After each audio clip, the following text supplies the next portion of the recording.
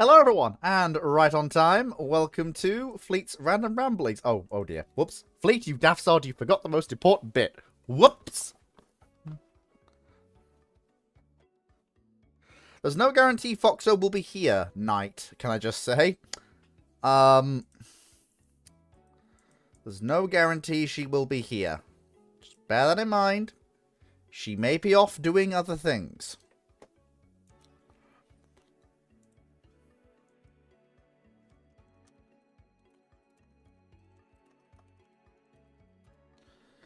And there we go. We're live. We're live once again. And let me just do my usual. So, boop. And boop. And one of these days, I will get round to working with Ruinon and we will fully automate this. But for now, the old bodgers will work fine. Mostly, I think. Let me just do a quick check. Make sure everything is okay. Yep, everything is as it should be. Do my final checks. And we will fully automate. Let me just do my final checks.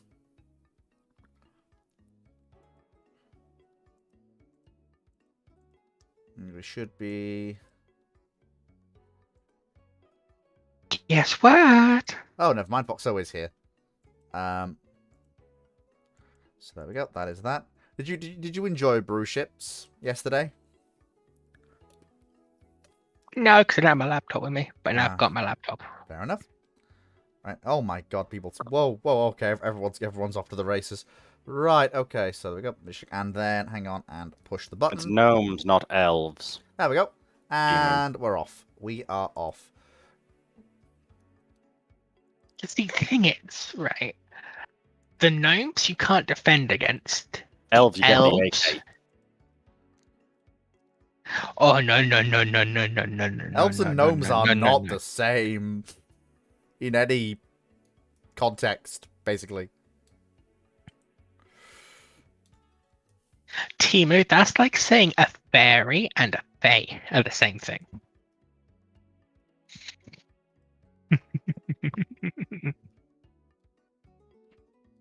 A fairy will take your teeth.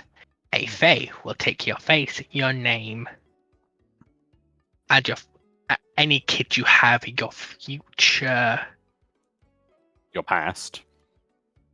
Your past. Quite possibly your present. What is this? Is this an inside joke that I... No, this is genuinely why you never trust a fae. Well, yes, I know that, but I mean, why are we on this? Is this an Because inside joke that I missed? No. Because Timu called a gnome an elf. Yes, I know that, but why were people saying the gnomes are coming for you? Is there an inside, like, joke from Brew Ships yesterday that I missed or something? It's a lot older than Brew Ships.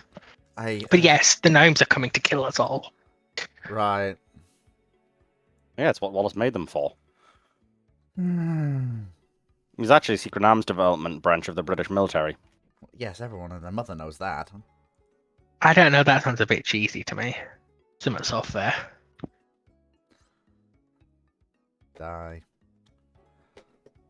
Right, okie dokie.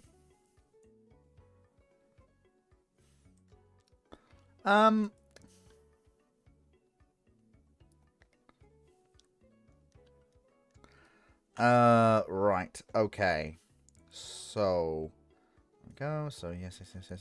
So, we'll start with the Patreon questions as normal. Because I don't know what Alex is doing today, so we'll just start with Patreon questions as we usually do. And then Alex, if he from comes, there. ain't gonna be very happy. Mm-hmm. Why? Because he's gonna be explaining to people why. Oh, that. Yeah.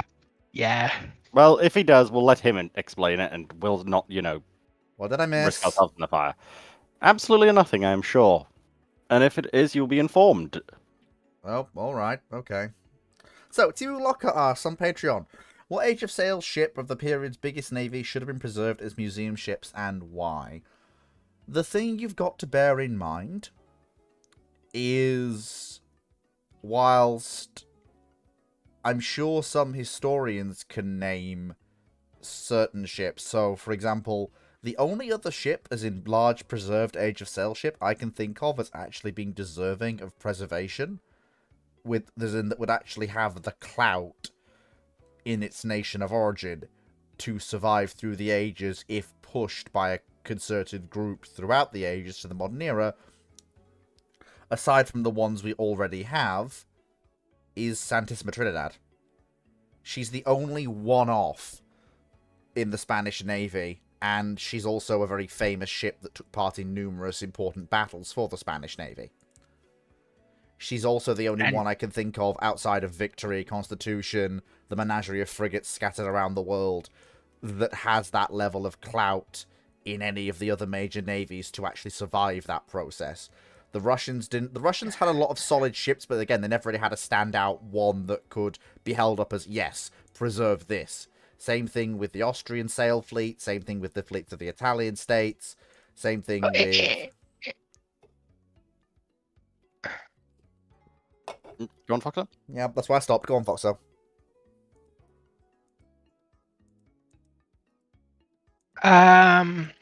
You can't, you can't stop me, then not go. No, I suspect it's more because I just confused over something. Yeah, I know, it's just Dragon just sent me a DM.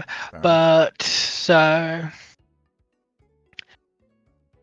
One thing I just want to point out is that a lot of the nations that had significant navies in the Age of Sail don't exist anymore. Like... The transition from sail to steam to iron did knock off a few of the great powers in terms of naval strength who didn't survive the transition. Well, it's only that. So, in a lot of those countries, if they did survive, they didn't survive continuously. Oh, no. I didn't mean in terms of the countries themselves not surviving. It's just the naval structure and logistics required to be a major naval power is entirely radically different compared to... Let me explain. Yeah. What I'm trying to get at is that a lot of countries we associate with good Age of Sail navies, especially the ones that aren't the big three, that have been continuous, a lot of those nations aren't... their states aren't contiguous. Like, Poland had a very interesting Age of Sail fleet that did very interesting things. And they're also a good example of who would have preserved the ships because Poland ceased to exist.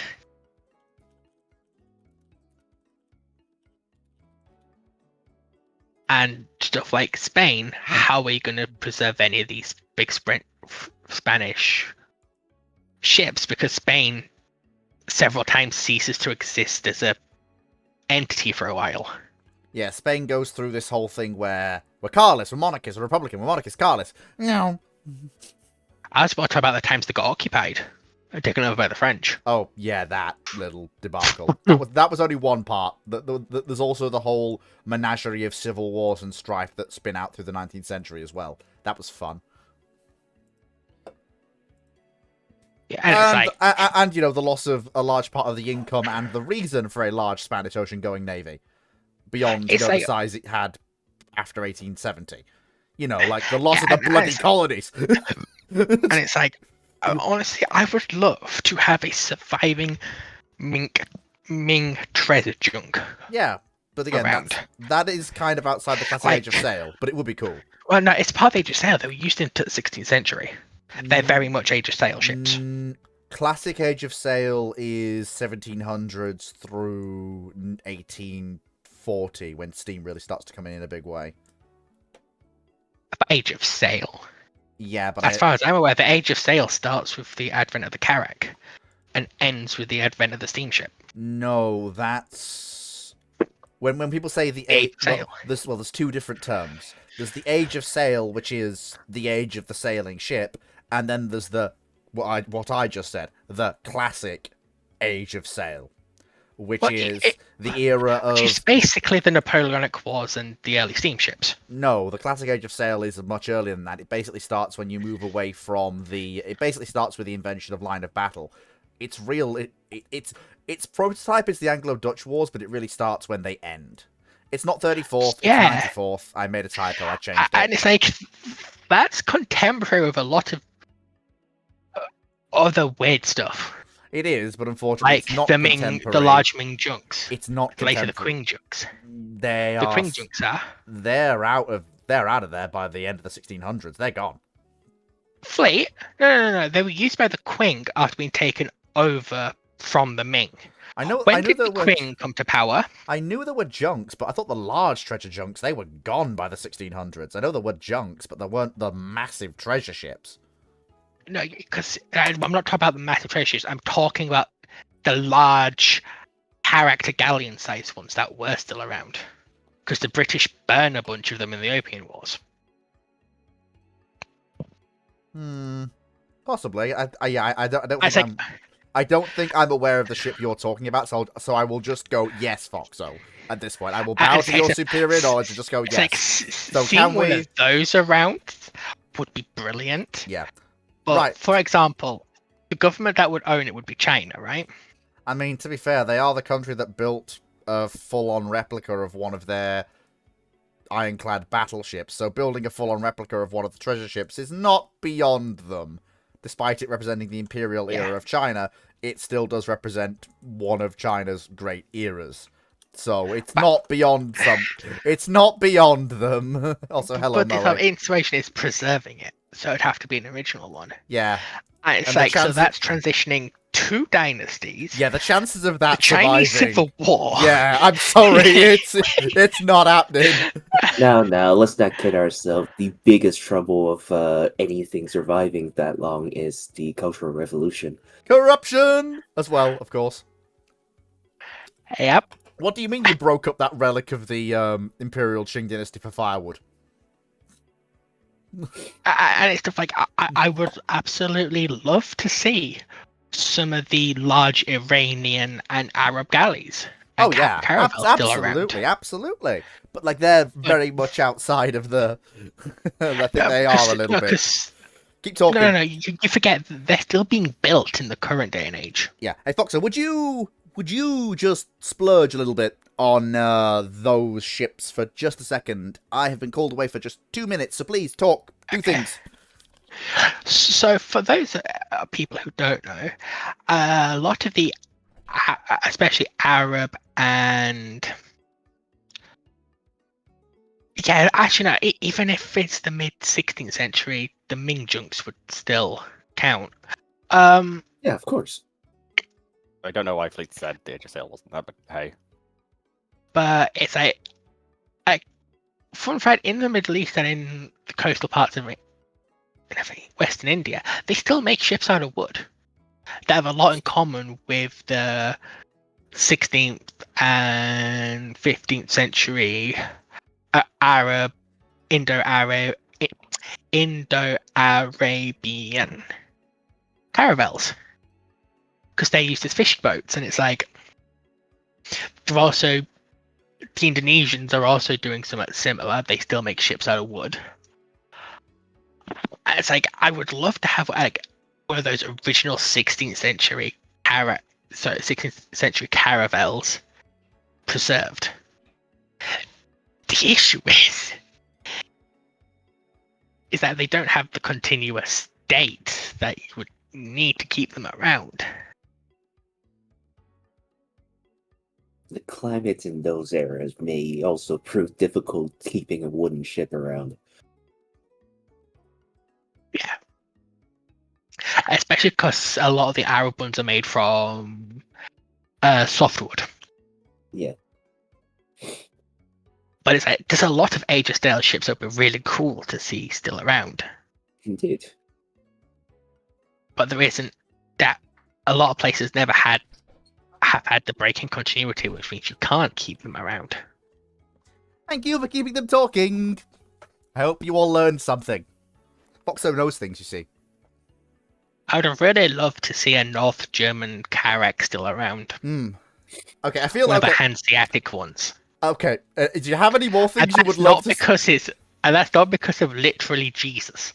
Is there anything else you would love to see around that isn't around before we move on? Get it off your chest now, so we're done. So, a Quickly, North German please. Carrack, a Swedish Baltic Carrack that's not the Vasa. Actually, even just any of the heavy Swedish warships that aren't the Vasa to see it to be around. Nah, be glad they have an Indian selling around. An East Indiaman, yeah. A turtle ship, because there's a contemporary of the Age of Sail. Oh, what are those big Japanese ones called? Oh, Sampan Castle ships, I think. Yes, I think. it's something like that. But they're almost contemporary with the turtle ships. It would be so interesting to see how they, if one was preserved, see how they were actually made. Yes. Right. So then. So much lost to history. Next Patreon question. From Brackman. What would a modernized Kirov-class battlecruiser look like if it had been transferred to the Royal Navy in 1994 and refitted with NATO standard weapons and systems? First of all, let me get the honest answer out of the way first. It would be sitting in a port somewhere, rated as a nuclear hazard, rusting away. Because it would have got stuck in development hell. Health and safety would have taken one look at it and written it off immediately. And no one would want, in the British government or Navy, would want to deal with the trouble of actively refitting it. Because it would be more trouble than it's worth and would eat up the Royal Navy's entire budget for multiple years, leaving literally nothing for anything else. They'd probably bounce it to the Americans and figure out how to decommission the damn thing. Yeah, the alternatives are sell it to the Americans so they can deal with it and decommission it and examine it, or just sell it to the Chinese. The Chinese would buy it, honestly. No, they won't. Oh, no, you don't sell it to Chinese. The Chinese are the rising threat. You sell it to the Indians. Oh, God. The Indians. Oh, they would actually buy it as well. They would.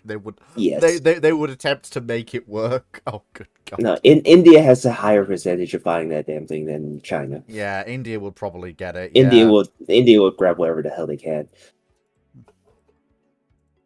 But if you do attempt to modernize it, how would you do it? Yeah, that was going to be the next part of the question I have to deal with. So first things first. Back in a moment, tree just fell over. Oh. Fun. Well, that happens. Well, if I'm going to be modernizing a Kirov... Ooh. Well, first things first, we need to look at what the Kirov can bring to the Royal Navy.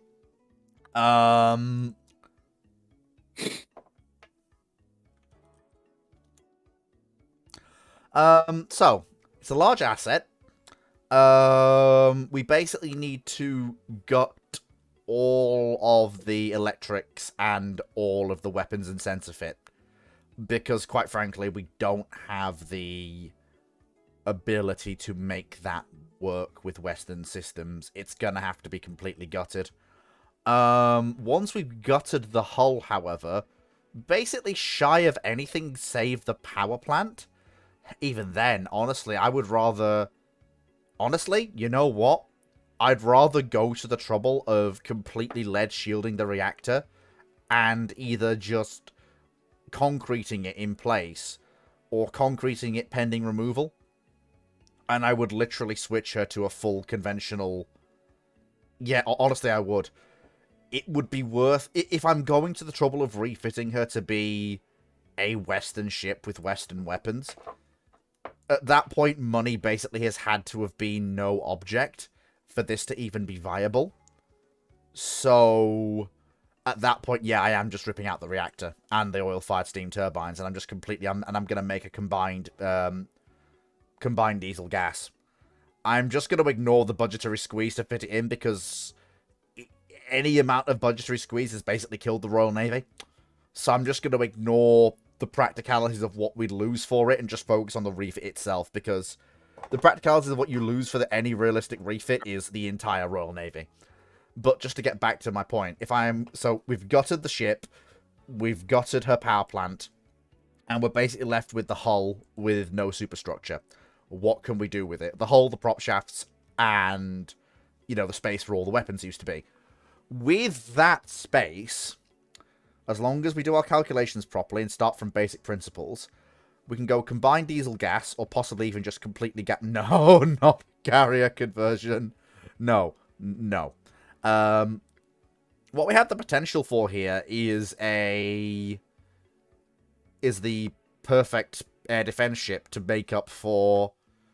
Well, honestly, if we want to. We've basically got a few options.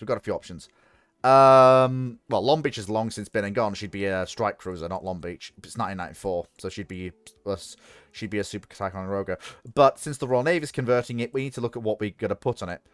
I think she becomes a strike asset. I think she becomes paired with whatever Invincible's offerable at the time. So we will fit her with VLS Mark 41 to carry both Tomahawk anti-ship missiles, since we do have those in inventory for RN submarines. So getting Tomahawk is something we already have a line item for. We can expand it. And we'll also... And given it is the 90s, unfortunately, if she is being converted into British... Why would I put my very valuable ICBMs on a surface ship? Why would I do that? I have... Oh, you simply get more. No, I have I have SSBNs. No, I'm not putting IC... The Italians did it for one... The Italians looked at doing it for one thing and then decided A, it was silly, and B, they didn't need the capability. They could just ask the Americans to put a boomer in the Eastern Mediterranean instead. But more nukes, more better. No, they're not survivable. It's not a survivable deterrent, and it's also a token deterrent compared to the reliability of having the 4 SSBNs on station. And it's also it also turns it from an asset you can put anywhere into a very clear signaling asset, and that's really not what I want it to be.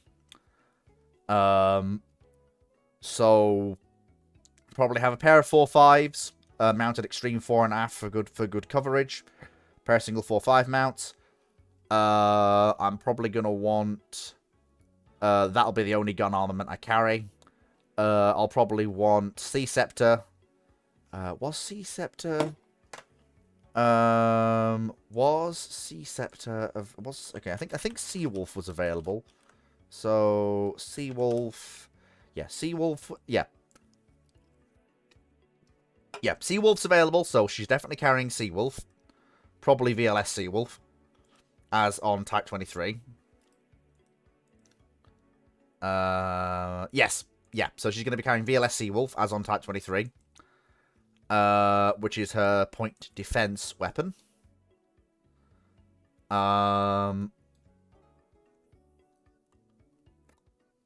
Then I'm probably...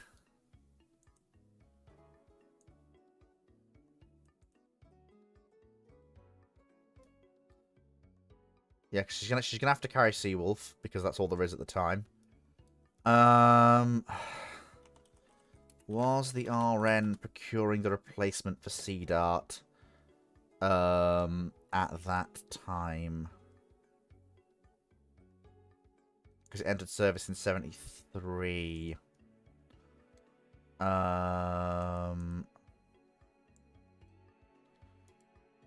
When did Sea Viper come in? Which is, of course, HAMS. Which is the British version.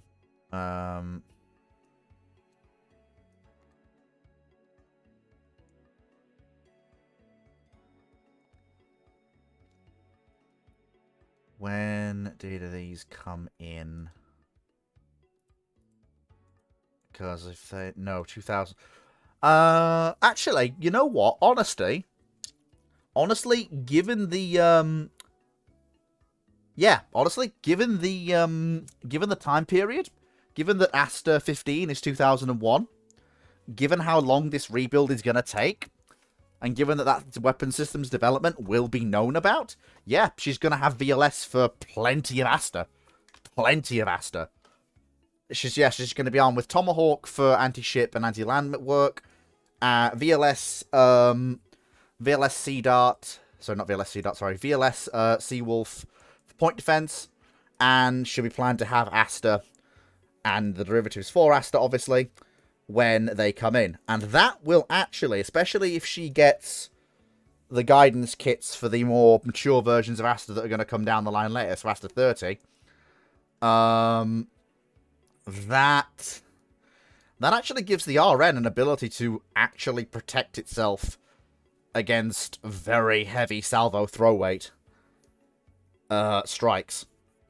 Especially if you pair it with 45 for escorting destroyers. But honestly, she might serve as proof of concept for what 45 could be. And the RM may be able to use her as a test case for stuff like Asta and say, look, we need this much VLS. We don't want it. We don't want the lesser version of 45. We want the full version of 45. With the full VLS set they were supposed to get, which was, I believe, they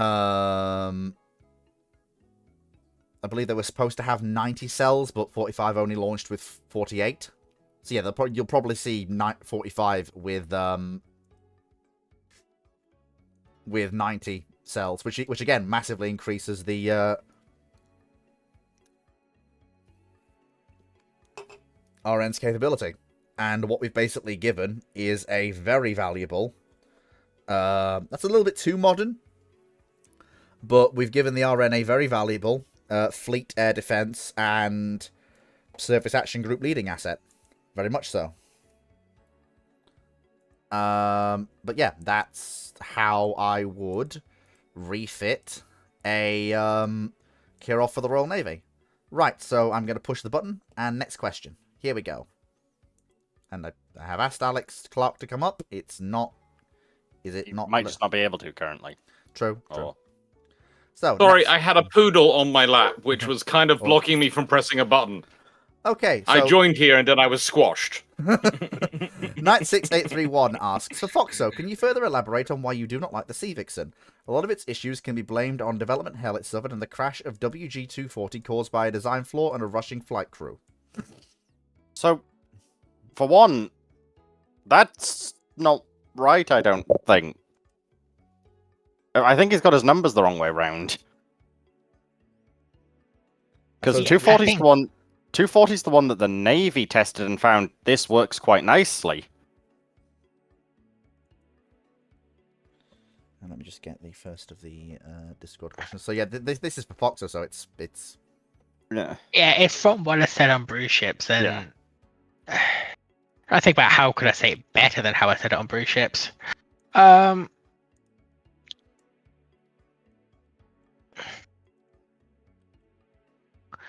Well, my issue is with it mainly is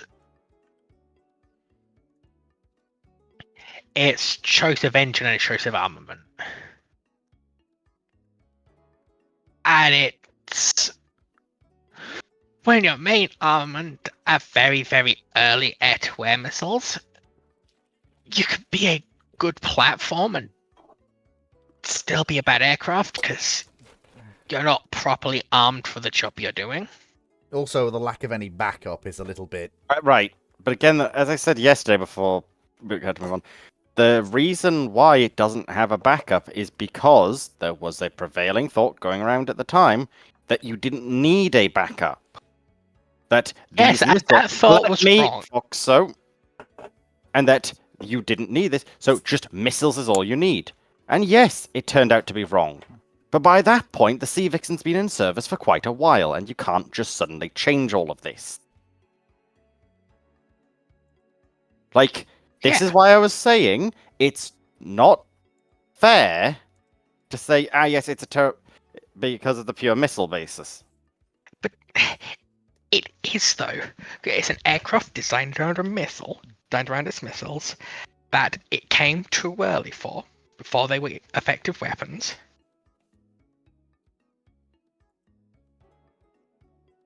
And it was designed around its armament. Its armament or just Red Top, especially in general, can be argued to be, for the Sea Vixen's career, a failure.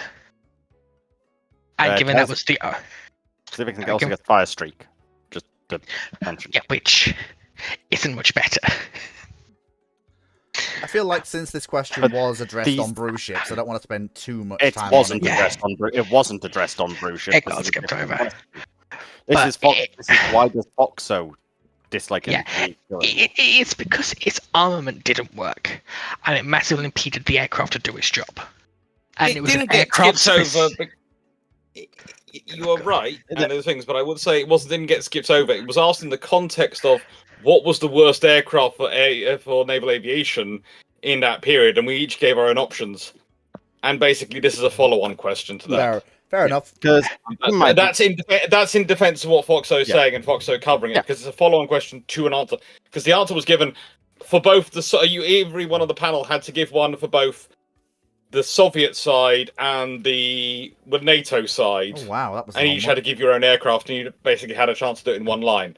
So yeah, this is a follow-on to. Right, fair enough. And what I love about Foxo, she's so fair on the Sea Vixen. I have to say, I love the Sea Vixen, but I do agree on the points about the missiles and the issues of it. Mm.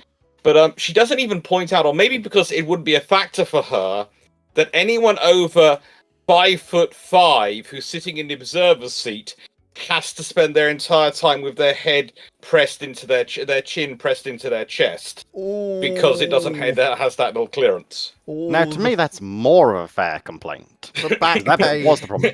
But keep in mind, the Red Top and Fire Streak were deemed acceptable for the time, Foxo. It was later proven that they were not that Yes. acceptable. And it's sort of, I'd agree, it would be a mediocre, possibly good aircraft if the missile worked. Which they The missiles did. didn't work. They did. They just weren't a great missile compared to what, especially America, was developing at the time. Yeah, but they weren't reliable. And when it's your only armament, you need a reliable missile. But again, I feel But you are taking the issues of yes, but without it's taking the sort context of why they thought these things. yes, but like that's all well and good. But when it comes down to serving in combat, it can be a brilliant idea on paper. How it works in practicality is also important. And for what it was designed to do, it worked poorly. You can argue that that's because it was ahead of its time, and the tech wasn't there for it yet, which I agree with. But for when it came out, it was a bad aircraft because its armament didn't work. I would argue its armament did work for the time, because you are overstating the reliability issues of the missiles. I do think we are starting to go a little bit round in circles, gentlemen and ladies. Just slightly. I would have guessed a discussion about these things and Yes. causing that. But so to answer the question, I think the Sea Vixen, it's a very interesting concept, and if it had worked properly, it would be a very good aircraft. It put the ideas before the practicality of the ideas, Yes. and Right. suffered heavily for it. Right. Which is why I don't think it's particularly good. Okay, so Which I think is fair.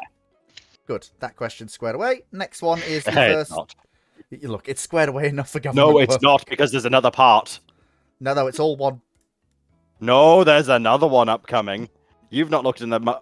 You didn't look in the logs, did you? No, I did, but we're not dealing with that right now. Squared away for now. So, back to Navy stuff. Typical Gunner Officer on Discord asks, Guten Tag, do you think the South Dakota class is the last true iteration of battleships for the USN, while the Iowa is the last true iteration of battlecruisers in the world? No. First of all, the Montanas are sat right there, with their arms folded. Looking at you funny, for one thing. And for another thing, the Iowas, while they may be leaning into that fast capital ship role, they're not battle cruisers. No, they're not. I'm starting to suffer trauma from this. I'm getting it chucked to me so many ways today. You've It's- already seen the message I received today. I actually put it in The Masters at Arms. the Masters at Arms chat, and I've had 3 other comments. What is this new rush to label the Iowas as battle cruisers? What? What? It's actually been this a- right. something I've missed? No, right. I missed a memo?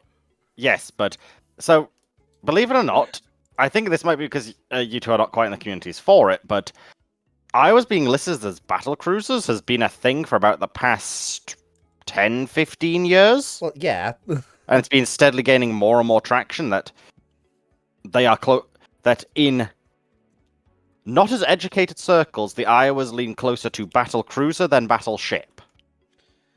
But they're fast battleship. They're a different point on the spectrum. Yeah, they're fast battleships. Now that's the logical answer. Well, You can thank Wargaming for this and the Wargaming community for this. Actual, well, not just wargaming. whether something is a battleship or a battle cruiser is down to a number of factors: role within a navy, framing, subdivision, armor protection. What it isn't down to is speed or firepower. Sometimes. No, well, speed and firepower do sort of filter into it, because if you're going for faster, you're usually going to have... Let's put it this way. The faster you go in a lighter build, it's going to be for its time. And the emphasis is always for its time. But the reason why speed and firepower aren't really a factor is because if you're building a ship with 12-inch guns in 1905, it's probably a battleship and a frontline battleship. If you're building a ship in 1945 with 12-inch guns, there's a chance it's going to be a cruiser. Yeah. Which hence the Alaskans. Yeah, you've got. It's a case of the world and technology changes, and the power density of engines change. They don't stay the same, so it's not kind of, you can't go, oh yes, these things are going to be a constant, and if it goes, we even the speed limits we draw. Once you consider when they become stabilized at a certain period, we don't even draw those speed limits for early battle cruisers because they can't achieve 28 knots because no one can achieve it. But basically, by the time you get to about the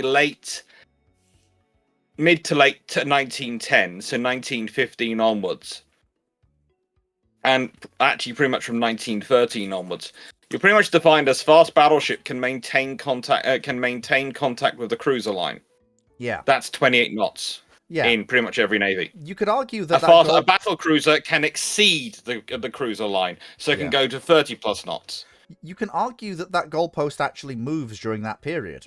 For example, you can argue that when the cruiser line of the Royal Navy is majority the World War I towns, aka 24, 25 knot cruisers, you could argue that at that point, if we use the designation Dr. Clark has just said, that the QEs at that point when commissioned are fast battleships for that period. Yeah, but it moves. The trouble is the trouble is the seas come in after them so very quickly, and it moves. Oh, yeah. Quickly, the line moves forward, Oh. and that's the problem for the Queen Elizabeth being: are they fast battleships? Are they not? But that's why I usually always say It's when people all ask the time. me, so what did the Royal Navy? No, why didn't the Royal Navy just say they were building a fast battleship? I go, the Royal Navy is one of the few navies which does consistently build battle cruisers, fast battleships, and battleships.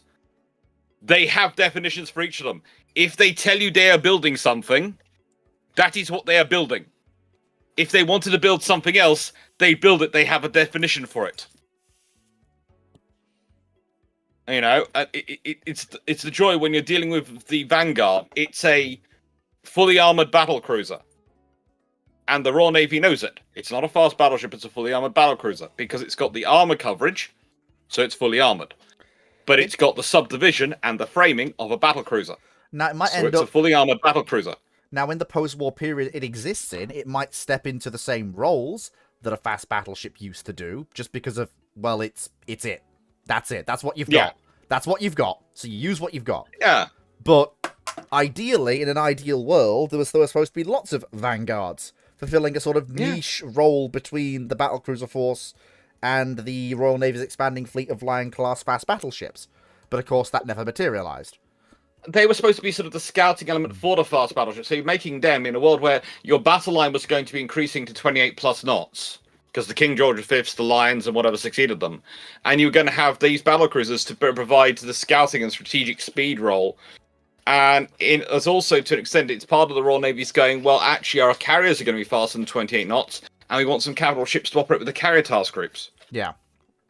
And okay, yeah, so that's what the vanguards are being built for. In very much, if we're being honest, the ships which form the basis for what Vanguard's built on are HMS Tiger and HMS Renown, who consistently operate with carrier groups in the late 1920s, early 1930s in exercises. Yeah. And are consistently used for those roles, and that's what Vanguard's being drawn from. Because the reason you go for a fully armored battlecruiser for that role, it's got to have the speed and range to keep up the carrier group, and with their freedom of movement. But it's also got have enough armor.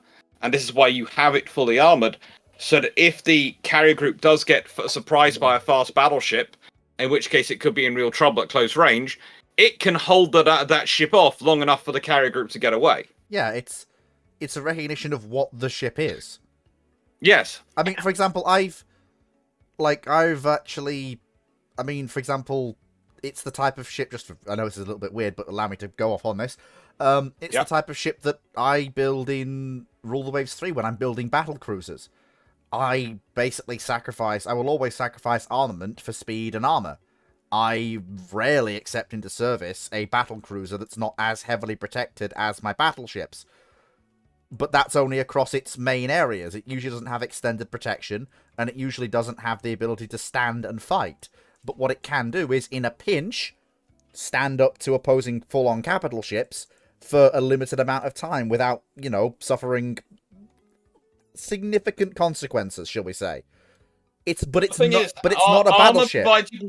Armor provides you protection against the first hit. It's subdivision which provides you the protection against the subsequent damage. Exactly.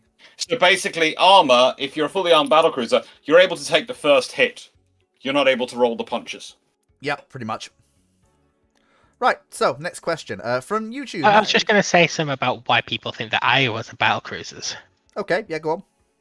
Because that comes in from a lot of video games and World of Warships in particular, where because of where Iowa is pressed into the battle cruiser role, because of how fast she is and how when you compare it to ships like Montana, she's not particularly well armored.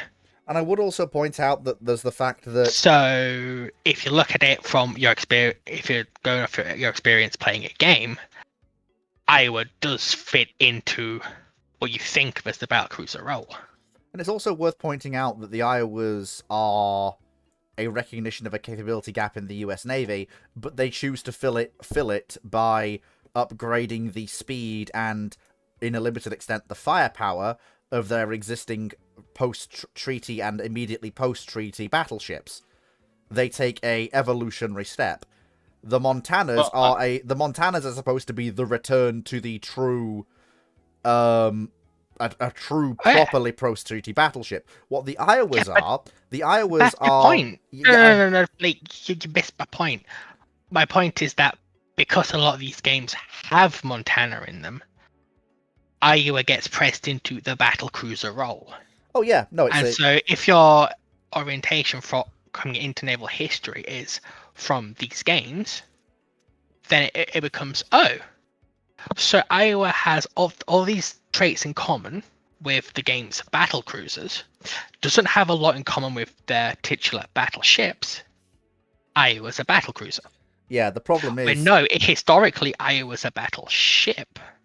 Yeah, the problem is that everyone looks at the ships that she was quote-unquote equivalent to. They don't look at what immediately preceded her in USN fast battleship construction. And if you do look at that, you'll notice that Iowa is just as well protected, if not more so, than something like a South Dakota. In terms of framing and after the South Dakota. I don't want to cause this person... this person was probably going to get a scuttlebutt response anyway, because in the nicest way, Jack, if you're listening, you've commented a lot on videos recently about this stuff, and it's going to get a scuttlebutt because you've gone through different videos commenting this sort of thing. This wasn't... And Jack Jack, this is on your video. It's on. This is your video, of course, Fleet. But this is what he's become on mind. And the reason I pointed out is because I looked up the quote, and his actual top thing is, and this is the point that makes him sure they're a battle cruiser, is with their internal belt protection and deck layering and make it less effective, they could have been flooded by 5-inch shell fire and deck put out of commission. They sacrificed a lot of protection to gain their speed and range. Also, didn't have the torpedo protection, so they were definitely more battle cruiser like. Oh dear, yeah, you'll have to deal That's with that an all. one. Now, That's an all or nothing armor scheme. I'm sorry. That's just an all or nothing armor scheme. Yeah. now but- I'll also point out, Fleet, while you say they are equal in terms of armor to the previous generation, you're right. Except the South Dakotas do 27.5 knots yes, that's rated. no, Dragon. Let- That's helping my case. Let Let- him finish. But Is go on. it? And yet the Iowas, on average, are clocked at about 33. And then people bring up the point of that New Jersey doing 35. So, well, with with a 5.5 to, set almost 7.5 knot speed advantage, they can clearly they're not the same thing as what came previously. That literally doesn't matter. The speed of the ship literally doesn't matter. Yes, but It to a does to layman some it does.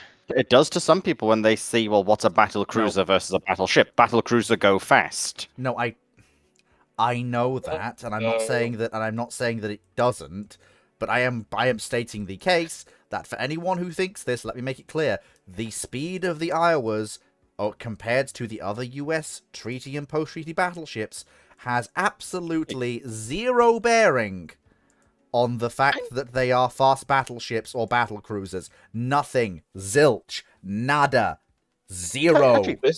This is why me and Drac go on about a spectrum rather than saying hard and fast lines. We talk about the capital ship spectrum.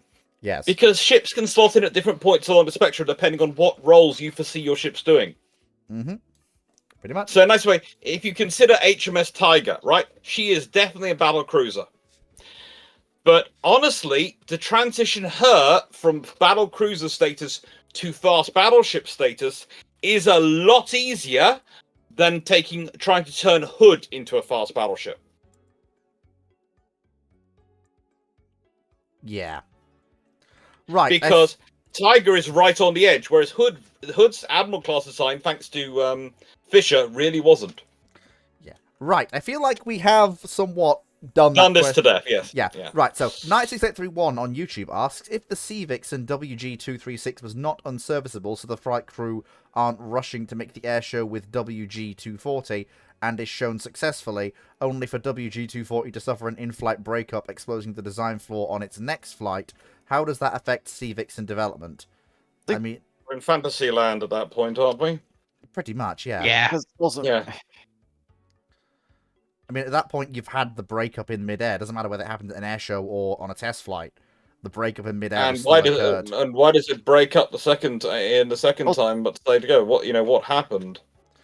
It's because it's basically because they used a different aircraft, so WG240 wasn't flown that day. Yeah. So it was flown. But WG240 is the second prototype that had no problems. So why is it all of a sudden having problems?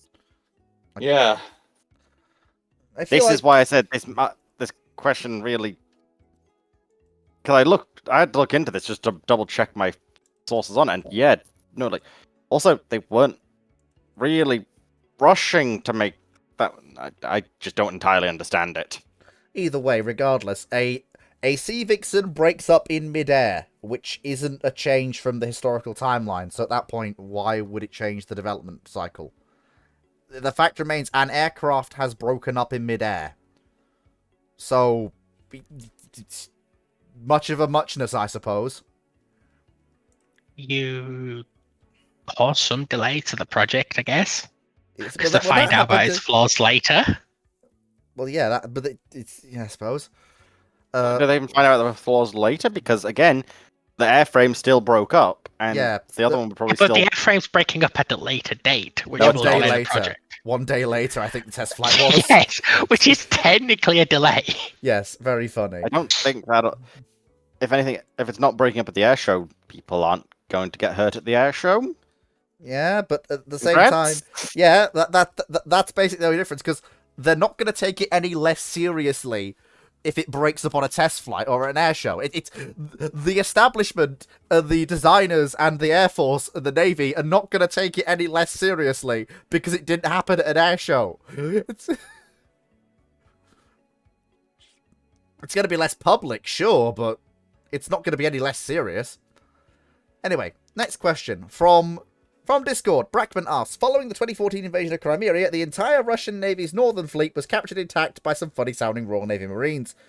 What should be done with the ships? Scrap, study, integrate, or redistribute, and who decides? Nice part of the scrap. 2014. I mean, on the one hand, yes, you've nicked off with it, and while the premise is funny, on the other hand, you've basically guaranteed a shooting war between the Russians and the NATO powers in 2014, because the loss of that northern bastion and the assets that protect it is a good chunk of Russia's deterrent strategy removed, which is an existential level threat to the Russian state, and that's exactly how they're going to treat it. Never mind. Haven't you just stolen a bunch of nuclear weapons? Yes, that as well. This is the thing. This is no longer a haha funny, we stole a fleet, let's divide it. This is now a Russia is now at war with NATO. That's just happened now. Because you've seized enough military potential and broken enough of a hole in the Russian deterrent strategy and stolen key assets in that deterrent strategy that you have basically, if you're very, very lucky, it remains conventional. Alternatively, the Russians being the Russians, if they notice a massive hole has been opened in their deterrent strategy by the loss of their northern bastion and the fleet that defends it, they're probably only going to view that one way. Prelude to a full-on first strike by NATO. And will respond in kind. Yes. Because that's how the Russians think. Yes. So, I mean, if the world is somehow not a radioactive ash pile, and we're not fighting a nuclear conflict with the Russians in the aftermath, then, yeah, sure, I mean, the Indians will be happy to buy some of these ships. The only way that really works, that scenario, it really works without you having to deal with that sort of massive fall apart, is if Russia falls apart at the same time. And, I mean, that's if you manage to successfully carry out enough assassinations in Russia simultaneously that they fall into civil war. And so no one in Russia is really noticing what's going on with the Northern Fleet because they are too busy fighting each other. Yeah. But assuming that happens, and I mean, obviously in that case it makes more sense because you're securing the northern nuclear weapons out of the reach of the warlords. Yes, but in that case, you're also going to have to target the Pacific Fleet, and you're probably going to have to do some interesting things in various other parts of Central Russia. Yeah, but with the Northern Fleet now liberated from Russia, at that point, yeah, you've basically looking at, well, internment, basically, because it's not anyone's to sell, basically. And you're basically only there for the nuclear armaments aboard the ships. Once they've been liberated of their atomics, with the exception of the SSBNs, which you are probably going to have to hold in internment in perpetuity, it is probably safe to release the remaining ships to return to Russia and seek whatever form of political alignment they wish. You wouldn't do that. That would be seen as siding whichever power got them in Russia, and that could cause trouble. No, you probably say they're going to be held in international situations in Scapa Flow. Yeah. That's the nearest place where you could actually park them. And then you're going to have to deal with the massive awaiting environmental disaster that is that fleet slowly collapsing into the sea, as Russia never gets around to dealing with it. Yeah, and then at that point, there will basically be an auction. Like, there comes a point where it becomes unsustainable for them to be kept. Well, And the other option is you can actually do that. You can apply to the United Nations Court of the Sea, and you can apply for summary judgment in terms of allowing them to be auctioned off, and then the money, the financial value of them, be held in trust until the Russian state is reformed, and then it's returned to Russia in the financial state. Yes, that's probably what would happen. And I think you're going to see a bidding war between Iran, Pakistan, India, China for these ships. Because if the UN's managing the sale, it's not up to the British or NATO to decide who does and does not get these ships. Do you know when the UN, where the UN Court of the Sea is based? New York or Brussels? London. Is it? Yeah. The UN Maritime Authority and maritime sections are all based in London. Massive building with ships' nose coming out outside. Yeah. It is a tricky situation. Anyone else in the panel want to have a comment on it who hasn't had a comment yet? Because it is a bit of a sticky wicket. Oh, I get to say that in context. Lovely. Anybody? Anybody at all? If not, we're going once, going twice, moving on.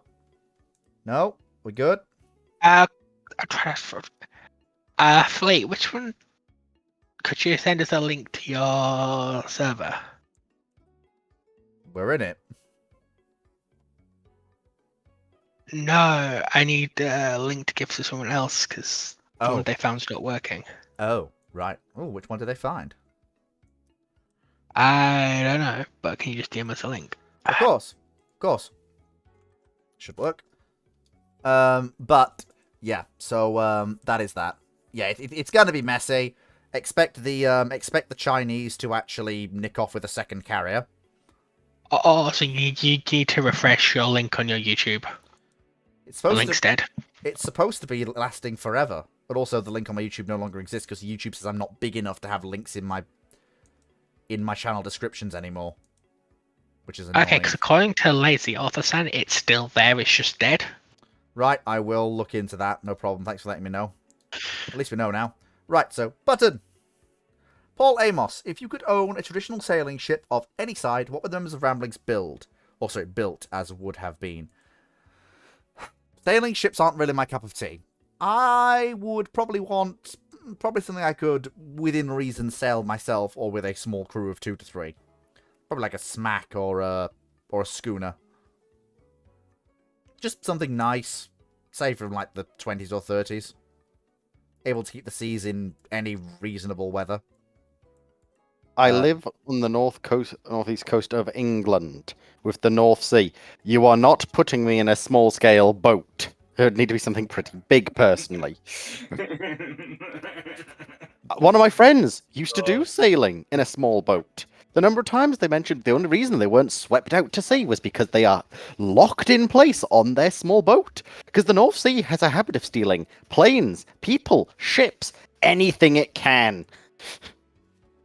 This is the point I make every time people go to me. Why does the Royal Navy not have they keep in with the centerline lifts for so long? I go, you lose as many aircraft to the North Sea as the Royal Navy has. You will not want deck edge lifts.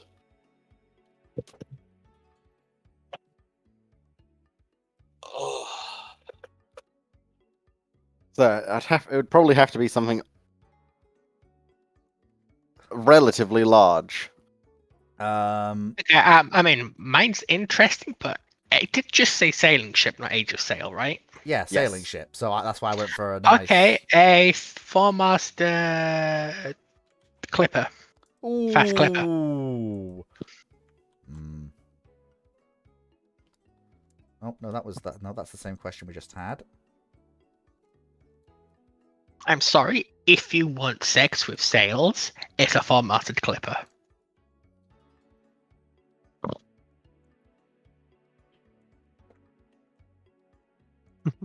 Don't quote me on that.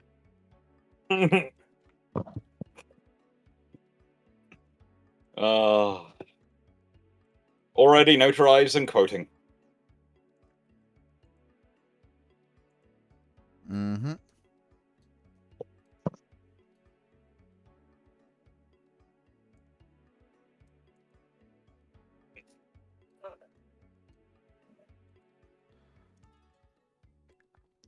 Okay, next question. Is there anyone else who hasn't had a say on a sailing vessel they would like to own? Who wants to have a say? Cheer? Dragon? Well, actually, I Dragon's said it'd have Lair to do. be something big. Yeah, Don't worry, I'll just get him another 4-masted steam clipper. yeah. Right, okay, next question. Typical Gunnery Officer asks, Question 2. Do you think the Hellfire A variant is better than all these helicopter ATGMs listed? The Soviet Attacker or the Spike NLOS? Well, the Hellfire A variant isn't better than Spike in any way. Spike is better than Hellfire A because Hellfire A is the earliest version of Hellfire. So, of course, it's not going to be better than a missile that's 10, 20 years its senior. Well, it depends. Not Which version of Spike? Well, it just says It just says Spike. It just doesn't say anything else. And it is better than Attacker. Attacker is a less capable version, even in its modernized versions, than Hellfire A is. But no, it's not better than Spike. At all. There's probably some cases where it's more effective because Spike's a pretty specialized missile. Right. Boop. In 96831, if the crash of WG-240 or C-69 or whatever kills off the Sea Vixen, then what viable alternatives are there that are not American? There isn't. There isn't one. And there's nothing wrong with buying As American. they there is in this period. Britain doesn't want to. Well, in this particular case, And- they don't have well- a choice if they well, want a modern aircraft. No, they probably would have to start a new design program or would continue working on Sea Vixen. Well, you're looking at Like- Sea Vixen, or you're looking at some of the plans they had for an intercept version of the Buccaneer. Quite frankly. No, this is too early. Way too early. Is it? Yeah. Yeah, sure it is. This is the It problem. is. Either the RN accepts Sea Vixen. Modernized Scimitar, I suppose you could do, but again, that does just kick the can down the road as an interim fighter, Well, and that's remember- all it'll ever be. But remember, they've already cancelled the other programs. The reason why they go with Sea Vixen is, this actually is more interesting because there was also the Sea Venom improvement program that Yeah. was initially being looked at, which was then rejected. Yeah, it's one of those Right. things where there's not really many more options. You either don't have Sea Vixen fully killed and you have an overhaul, or you probably have a new design brief put out. Oh god, that's going to delay re-equipment of Royal Navy aircraft so much. Yeah. Ugh. There is an option. Hmm? It's not a good one, but there is an option. There is another program running. Which one? Well, we're talking 1960s, right? 50s. 50s. Leading into something into the 1960s. There's early 1960s who are wanting to replace it, right? No, this would be, you're talking, it fails 1951. Yeah, but you can fudge the numbers for a few years. There is a program which is going at the very nascent stages in 1950.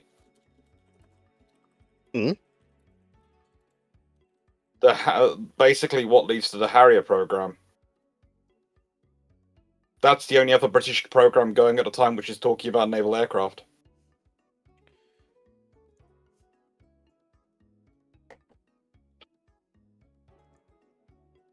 Yeah, it's... That is your option at that point. Is I'm doing the details for it, but basically, you're looking at the very early stages of the program, which eventually leads to the Hawker P127 program, which is 1957. But the earlier program that runs before it is going in 1950. And it's basically a product of the Korean War. So,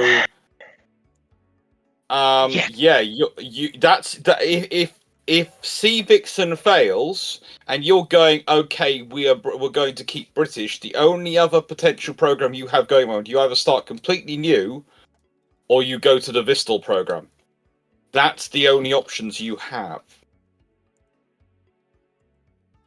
Yeah, it's not really ideal. Yeah, because I mean, could you do a warm over until you start getting? Because the Buccaneer's in development at this point.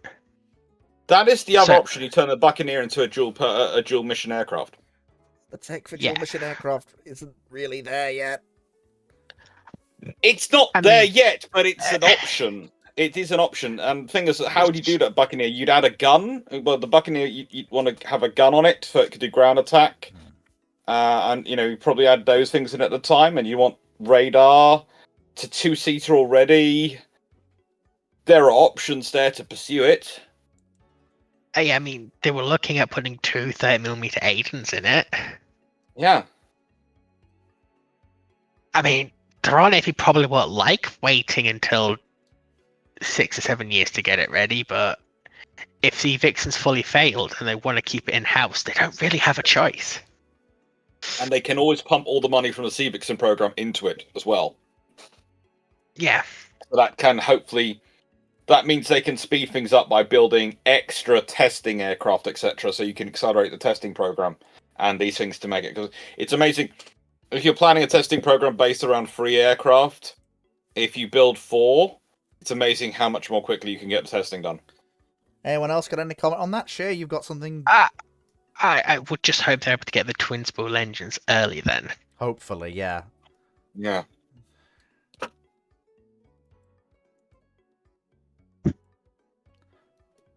Like last chance, anyone to say anything? If they want to say something, because we're going to move on. Yeah, they're suggesting the P1154, Could be done.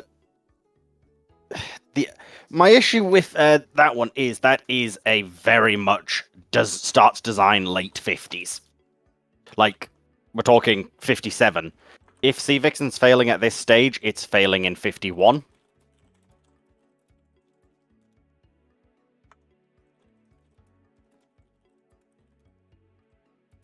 Yeah, so you are looking at hopefully we can keep the Venoms and the Mozzies in the Meteors in service long enough to transition to what Buccaneer becomes. Which is why I At do least- personally think you actually probably just see a new brief put out. Yeah, possibly. Sherry, can you say something now? Can we hear Yes, you? can you hear me? Yes, huzzah! We fixed the Okay. issues. So I was just having a microphone problem this entire time, which is Oh my infuriating. God. Because I No, thought I was just being talked over. no, you couldn't hear your damn words you were saying. I thought it was That's weird. the problem. I only swinged on Oh. him, and I thought, hang on a minute, I'm asking for things, and he's not even saying if he's done or not. What? Right, yeah. The only thing which I would have said on this one, though, is that the only real option to keep things in-house is just another 10-year development cycle or kludging something else together. Because we really need to keep this sort of thing in-house if we want to have, an indigenous carrier-based deterrent, which we do. So we'd really be screwed because the Sea Vixen had a lot of hopes pinned on it, and it was a bit of a mediocre platform at the end, but if it had gotten in earlier, it would have been better. But if it was canned in general... God, your best hope there's no delays on your secondary development programs. Yeah, because otherwise the excrement's hitting the fan at rapid speed. Oh yeah, you have to import something as a stopgap. Yeah. Typical gunner officer asks, question 3, how would you rate these World War II SMGs from number 1 to 5? The Thompson, the Sten, the MAS-38, MP-40, and Papasha-41 in all categories in terms of reliability, stopping power, rate of fire, and availability. Well, right at the bottom, in all things, is the MAS-38. In all things. MAS-38, Yeah. just worse. Just the worst. Go to number 5, do not pass go, stay there. That's easy. And I don't As think... for the rest, horses for courses. Yeah, it's very hard to call the rest. Well, no, actually, no. Okay.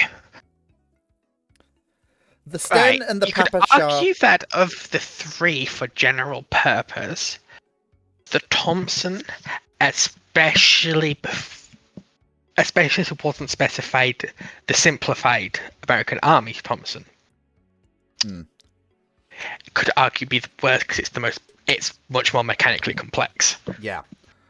I think... and it's a lot more moving parts. It's a lot more small parts in it. Yeah, I think Thompson and MP40 score quite low for availability because they are quite bespoke systems. Even when MP40 gets a stamped receiver, there's never enough of them. Same thing with Thompson. There's never enough of them for the scale of the armies they're trying to supply. Yes, Whereas- and No, they have enough. it's- They have more than enough Thompsons. There's a difference between the army giving it to people and actually not having enough. like, There's just not a lot of people in the U.S. Army that gets Thompsons. yes, because arguably it gets replaced by something that's more useful and can do the same Yes. job and cheaper. But That is the big number. I think It's And just Thompson's the big most issue- expensive. the issue is that people associate the performance of the machined MP40 with the stamped sheet metal MP40, which were two different beasts. And there's also, many different models of Thompsons as well. yeah, this Technically, Yeah, someone who handles a 1928 Thompson would absolutely love the damn thing, despite the fact that it's heavy as hell. Yeah, this is the thing with these submachine guns listed. Apart from the Mass 38, the rest of them have very clear reasons for being the way they are for the armies they serve. So the Sten gun is yes, which is why I went specifically for the Thompson, not the US Army's modification to it, yeah. This is the thing. which is a civilian. You can't. Ish. It is a weapon. civilian gun, yeah. You'd have to give, in order for there to be a fair comparison, you'd have to line up basically the following. You'd have to line up the Sten, the Grease Gun, the Papasha 43, aka the cut down war emergency Papasha, and I don't know if you could use stamped steel MP40, because even then it's still not as mass producible as the other three I've listed. I don't know if the Germans had an equivalent mass-producible SMG during the war. It's you're going off on a red herring here, Fleet, because the reason why I say the Sten and the PPH-42 are tied for first place is because there's a reason you still find them in conflicts today. Oh, yeah. Like, But there's a I was- reason the British Army captured hundreds, if not thousands, of Sten guns Oh, in yeah. the Iraq War. Like, I'm not saying... I'm saying that this comparison isn't really fair. These aren't equivalent submachine guns built in equivalent eras for equivalent environments. That's the point I was making. You would have to have the war machine submachine guns for comparison. So STEM, PPSH-43, Grease Gun, aka the submachine guns built with the lessons of the war for mass production. They're the ones that are the most comparable. Whereas the list of weapons here basically could not be more different between the weapons. Well, there could be quite a lot different, because they do similar jobs. Technically, Sten is the outstanding one. Sten is truly the one submachine gun that is basically, how do we throw scrap together and make gun go bang? Well, most of the other ones are designed with, they're mostly pre-war designs. Yeah. Which is why I put the Sten and the 42 in the same category, because they're both mechanically reliable, they're both easy to repair, they're both used by assault infantry, they're not secondary roles, they are weapons for urban assault infantry and commandos and special forces. Both, for good reason, had a lifespan that went way beyond the wars they were designed for. Mm-hmm. And both stick around. Yep. It's like this is almost a natural selection of firearms there, which to survive. Yeah. So, anyone else? Any thoughts, comments? Anything else you Like, want to the add? interesting thing in this question would be if you went for the pre-war, the high quality submachine guns, would be replacing the Sten gun with the Sterling. Sterling isn't But- pre-war. Yeah, but it's what would happen if you pre-war the Sten gun. So you made it to pre-war standards. But anyway, do you want to go next question? Yes. Bone Mill Boy, what if the Germans at Jutland have long lances and the doctrine on how to use them? Oh, that's bad times. Oh, that's bad Is times. Considering how the preponderance of torpedo tubes amongst capital ships and destroyers Can and cruisers. Can they use them? I would assume if they have long lancers, then we are passing them out amongst the fleet generally at Jutland. If they've got the doctrine for them, they'll be blanket replacing, I think, the torpedoes across the fleet with long lance derivatives, including on the capital ships and the cruisers, as well as the destroyers. The Germans You've have them at changed- Jutland. And the doctrine on Ye- how to use them, apparently. Well, there's a Can you small f- issue going on with the style of battle you're fighting. You don't want to fight a battle like Jutland with those torpedoes anywhere near your ships, especially your smaller ships. Mm-hmm. Your ship just went up in smoke because we I'm were just- hit. Yeah, Can you fit? you long get lines hit onto- anywhere near you. I'm hand waving Um, that. I'm hand waving that one. I'm not touching that. I'm not, because that, even the whole thing of fitting them is huge. That, in a nicer way, the destroyer fights become incredibly one-sided, and whilst yes, you have a torpedo advantage, do those torpedoes outrange the guns involved? Logically, they should, right? Go So- and check the stats on the battleship guns and their engagement ranges. Used at the Battle of Jutland. Hmm. Yeah, it's not. And so much- also, at maximum range of torpedoes, even a long lance, as good as it is, if you're zigzagging, or if you attempt to comb it, you are far more likely to achieve at maximum range. This is the thing. Theoretically, the Japanese long lance torpedoes, as good as they are, should not have been as successful as they were at long range against any fleet in war, because any fleet in war should be zigzagging automatically and doing the things you do to throw off torpedoes. Mhm. It's only because some American, because especially during the early part of the war, the American commanders really were interesting Leave it at that, I think. in terms of their approach to torpedoes and their belief in the threat of torpedoes, that they weren't zigzagging, which led to the problems and them all getting lined up and hit. If you compare it to the ranges which even with, if you look at the Germans, they are never firing their torpedoes at maximum range against British ships. Why? Because they're zigzagging and you can't do the computation. You have to close to about 2/3 to half range. Yeah. The only The thing is, the zigzag is something which is in process during World War One because of dealing with the destroyer threat. and the U-boat threat as well. But Not so much in 1916. By 1917, yes. But I will point out that even if the Japanese have the doctrine, it's important to bear in mind that... Sorry, the Japanese, sorry. Even if the Germans have the doctrine on their use, which I don't think it's going to change too much of the first day of Jutland. I think it depends. If they've got the doctrine on use, it's going to depend, is Scheer confident in his destroyers and cruisers' ability to find and launch at the British without being detected? If he is, he might seek to maneuver those forces as best he can to deliver a strike on the RN at night. However, I'm not sure, even with the doctrinal knowledge on how the Long Lance works, its capabilities, etc., she is going to feel confident in doing that.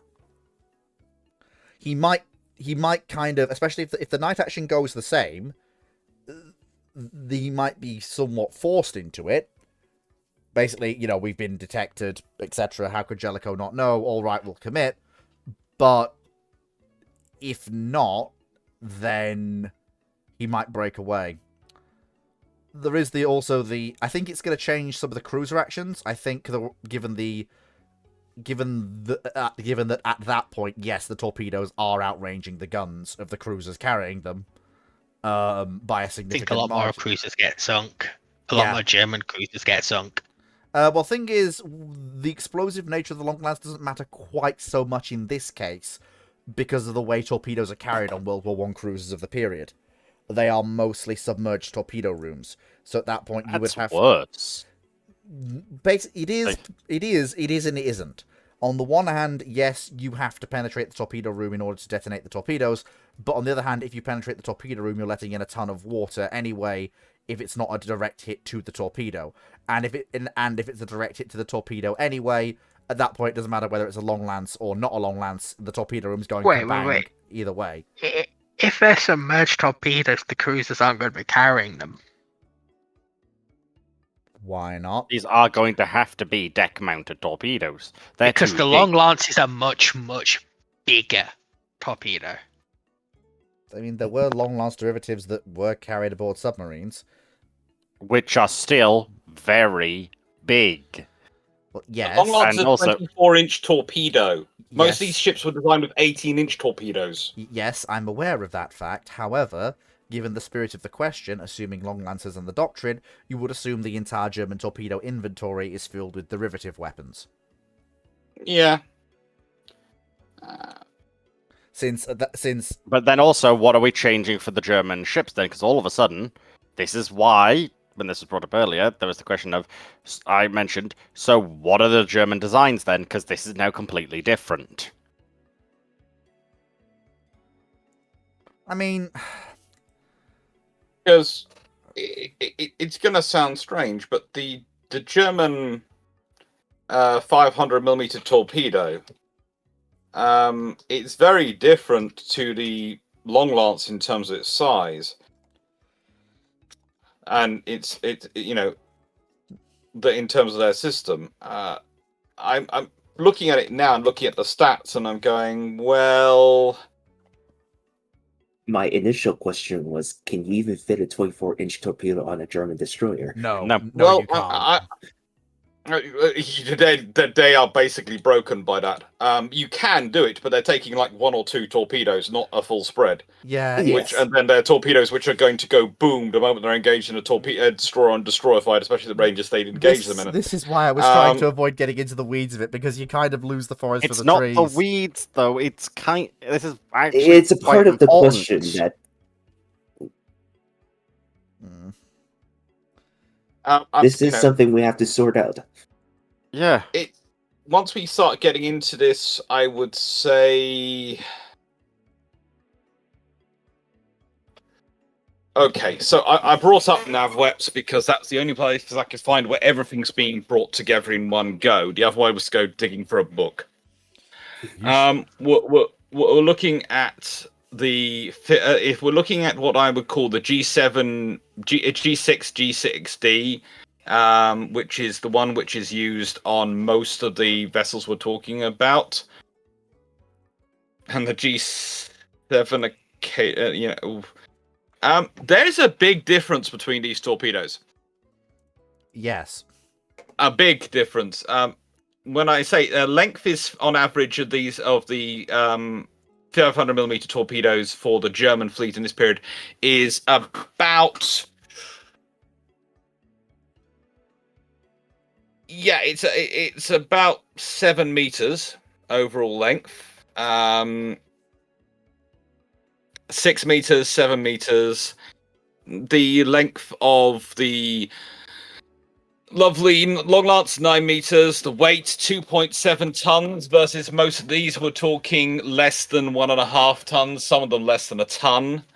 The effective firing range is great and it's a great advantage, but you are going to have to do some significant structural redesign. And I'm comparing the like for like the capital ship variant. The capital ship variants. Yeah. So I don't think we're getting these as submerged torpedoes. Well, you theoretically could on a capital ship, but Lord help you, it's going to take out weight. We're talking a difference of the torpedoes, which they were carrying usually about 12 of for 4 launchers, weighing at 3,000 pounds. I mean, Right? These ones, Type 93s, weighing at 6,000 plus pounds. I feel like, while You've doubled the weight of your torpedo capacity, and that's fine to do. But the machinery and everything to move it around, that's Yeah. gonna be fun. yeah, the thing is though, we are kind of getting away from the whole long lancers at Jutland here and over to hypothetical German ship designs to carry long But it lancers. wasn't That's because it's at needed. Jutland. It's what The happens if you doctrine. give the Yeah. doctrine and the torpedoes. Well, doctrine has in a nice way. If you've got doctrine, you've got to design around doctrine because you Like- design your ships to doctrine. No offense, Fleet, but That's- this is something you do repeatedly, and you take some context but not other. Whereas this is all stuff that is kind of needed to be worked out how this all works.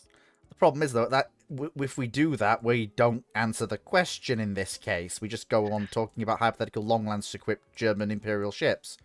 Well, then we rather could than- redefine the question / situation to what would change with the screening forces at the German screening forces at Jutland if they were equipped with less torpedoes overall, but the larger, more effective long lance ones. That could work. Since That if might put a bit of a lid on this endless can of worms.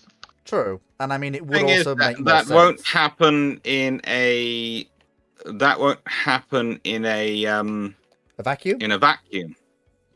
Because the thing is about the Germans developing these things and putting this stuff together, which they would do. I have no doubt that if they had the doctrine capability, they'd be doing this. The thing is, the German German naval industry is so penetrated by the British. They're gonna know. Yeah, and they're going to be responding very quickly. Yeah, it's like I do wish the question had just been long lances at Jutland rather than the doctrine, because the problem is by adding in the doctrine bit, it's kind of just Without that doctrine bit, they'd go, okay, now we have some basically bombs on our deck. Yeah. well, we are allowed to just have fun with these questions and not completely break them down in totality. We are. This is literally what I mean about when you take context from certain bits but not others. Context has to be written into these questions to be allowed. Otherwise, it's not fair to take it, I think. Yeah, but it's No, also I'm not meaning fair when you forget you. half the question. Well, yes, that is true. That is true. Oh, now I get it. Now I understand. Thank you, Foxo. I get it. I get it. Took me a second. Took me a few minutes, but the cogs finally meshed. Pay me £50 to come with the Autism Whisperer. I don't have the money. Yes, you do. You work now. I am. You work for a living. Yes, You but I- should just set up a jar where every single time we have to tell you what went wrong, you put a pound in it. Anyway, typical gunnery officer asks on Discord, why do the USS Long Beach have 5-inch 38 mounts from a Fletcher-class destroyer instead of more contemporary 5-inch 54s like on the Chuck Adams-class DGD? Do you think the older guns make Long Beach weak in terms of gun firepower? They were a last-minute afterthought added at the urging of President John F. Kennedy. Long Beach was not supposed to carry any guns as originally designed, for the simple fact that she didn't need them. Fundamentally, she did not need guns.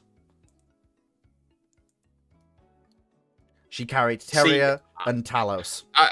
I'd argue that that's similar to the whole idea behind the Sea Vixen not being designed with a gun. And I'd fundamentally say that actually, this is one of the few times in life I'm going to say this, so please record this for posterity. Kennedy was right. She did need guns. The fact is, though, they flubbed up by putting her with 5-inch 38s, because honestly, they should have been able to. She was at a point in design, they could have given her better systems than that. I mean, politely, she's armed with 2 twin mounts for Terrier and a twin mount for Talos as launched. There's very little that those mounts cannot deal with by themselves. What happens when the missiles run out? Then you go back for reload. What if you're not in a position where you can immediately go back for reload? Then you rely on the other ships in the task group. So you now have an effectively useless vessel. Well, yes, but that's, again, she's a missile cruiser. She has fairly, especially considering the period and the threats she's going to pose, the odds of running out of Terrier and Talos in the area where she's armed with Terrier and Talos, and not after a second rebuild when she keeps the Mark 10 standard missile, but she loses Talos, are slim to none given the threat environment. Lee, can I walk you through? Because we've been having this discussion since the 1990s. People keep saying this. What are we currently scrambling to rebuild and do in terms of the whole of the NATO fleets, all the ships? What are we fitting more of them to them? I know, guns. However, the scenario Why is that? Why are we doing that? because of a threat environment that we're dealing with. Where we might run out of what? Missiles. Because we can't reload what at sea? Missiles. So, You can't compare the present-day threat environment to the threat environment envisaged and that Long Beach entered into. It's not directly comparable at all. I'd say it's worse because it was an open peer war and the enemy did actually have enough numbers of weapon systems to chuck at you. Yes, but at that point... And the entire basis of the Soviet methodology of warfare was saturation attacks to soak up your missiles and keep coming through. Now, yes, that is true. Politely, with the technology of the era that Albany is designed for and commissioned into, even if she carried 5-inch 54s, they would have been of minimal use against the anti-ship missiles of the day. They might have been better off against aircraft armed with closer-in weapons, to be sure, but against incoming anti-ship missiles, they would have been of minimal effective use, which is my point. But they would have been on some use, whereas the 5-inch 38 was of no use. But yes, that is true. But the point I'm making is... And if I'm going to put weight into carrying a gun, I want it to at least be of some use. Yes, that is correct. I would agree with that. I've not denied that if she is going to carry guns, they should be of a type that at least offer utility to the ship. However, my point is, that I have been making, is that as designed for the role she's envisaged to fulfill, Long Beach does not need to carry 5-inch guns. Okay. What's What the is Long comparative Beach engagement range of the 5 inches under discussion and the Talos and Terrier? You broke up the first part of that. Could you repeat the sentence, please? Sorry. What's the comparative engagement range? So, say hypothetically, they run out of missiles. What sort of leeway, bandwidth, any sort of safety distance they would be dealing with here? If you've got 38s are basically useless against incoming missile threats and of limited utility against modern air threats. 54, however, does give you, I think, if you've got the directors for it, and I think because of the missiles she carries, she does have the correct gun directors for 54, almost by accident. 54, I think, in an anti-air, anti-missile role is that can engage out to 15-inch 54 Mark 42. Maximum firing range, it's anything between 23 to 15 kilometers.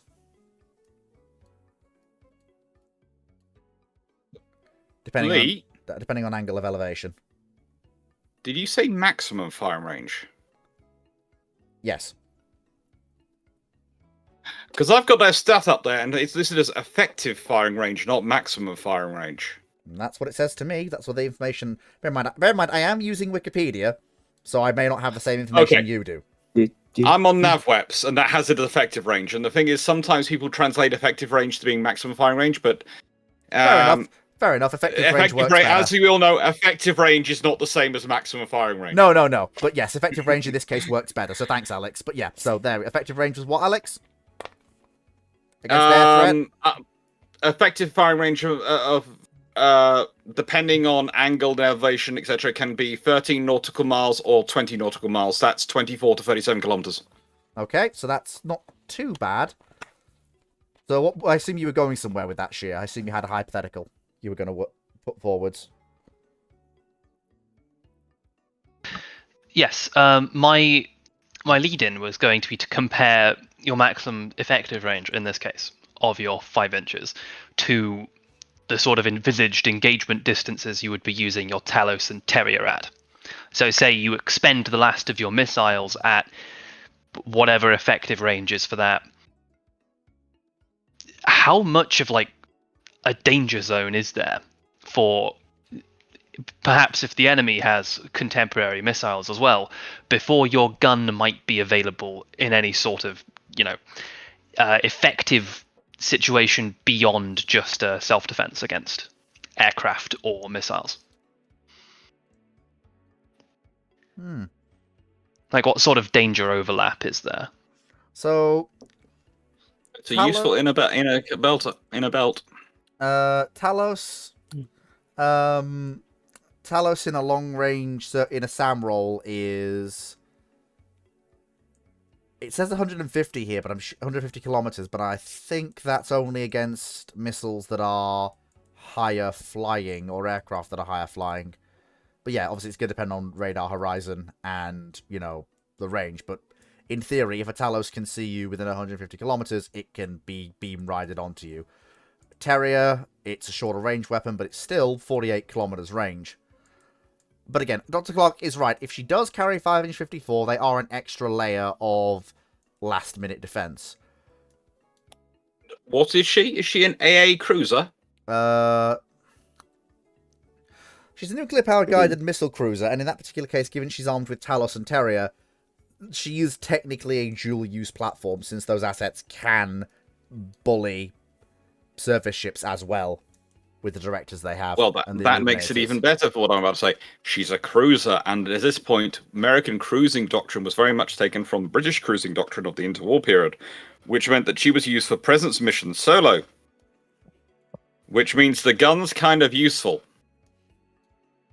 Because you can't fire a warning shot with a Talos missile. That is true. Or a Terrier. So basically, the Talos is the primary rifle. Mhm. The 5-inch guns are the sidearm. Well, Mhm. Talos and Terrier, since both are technically part of Yeah. the integrated air defense But system. you always want to carry a sidearm. Yeah. Yeah. Yes. And the gun is a very good signaling tool in this case. Yes. Yeah, and I suppose, honestly, given that she was supposed to be built as a clean break and a new idea of what a cruiser can be, and the US Navy did I suppose that's kind of a failure of design, not carrying a gun in that case, especially given, as Dr. Clark says, I had actually forgotten how she was actually used. She did do a lot of that presence mission, and at that point, given that she's being used in that role and not as a constantly with the carriers, pure warfighting air defense asset, at that point, yeah, you kind of do have to have the gun. Yeah. So Kennedy was right. In this particular case, yes, Kennedy was right. In that particular case, she should have had 54s. But but I'm sure you can see where I'm coming from. I'm not completely Not talking really. out of my... Honestly.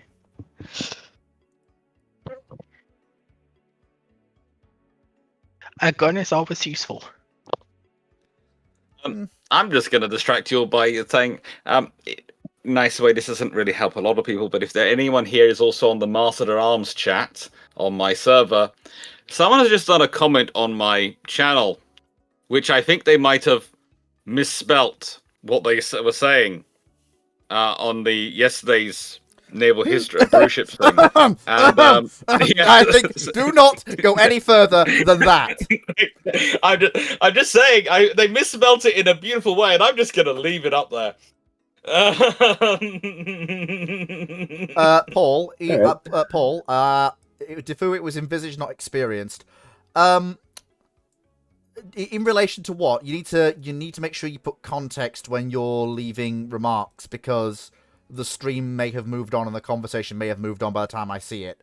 So you need to make sure you, in future, need to say what it was, what the it was, because unfortunately I have no frame of reference. But yes, so that was a discussion on Long Beach. Next question. Bowmill Boy. Did people ever consider painting valuable merchant ships to look as if their anti-fouling paint was higher than it actually was, making the ship seem empty and thus less a tempting target? Bowmill Boy, it doesn't matter if a merchant ship's empty or not. If you're in a warfighting situation and commerce raiding is being undertaken, if you are spotted by a raider, well, first of all, if you're spotted by a surface raider, and you're empty, that's probably still not going to save you, depending on what flag you're flying and where you're going and what cargo you had aboard previously. Because again, at the end of the day, despite the fact at that point you might be empty, you are still valuable merchant tonnage that will assist the opponent of the nation whose ship you are currently being pointed guns at to move things around. So, at that point, just being a merchant in wartime makes you a target. It doesn't matter really whether you're empty or full. You are a slightly less valuable target if you are empty compared to if you are full, but not so much that having a higher anti-fouling paint line is gonna make the raider or the submarine go, "This ship's empty, I'm not going to shoot it."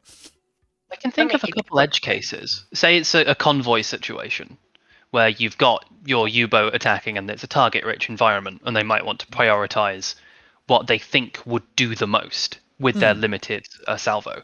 But that's probably it. We don't really see that context a lot in modern times. That's No. a very specific situation Yeah. as well.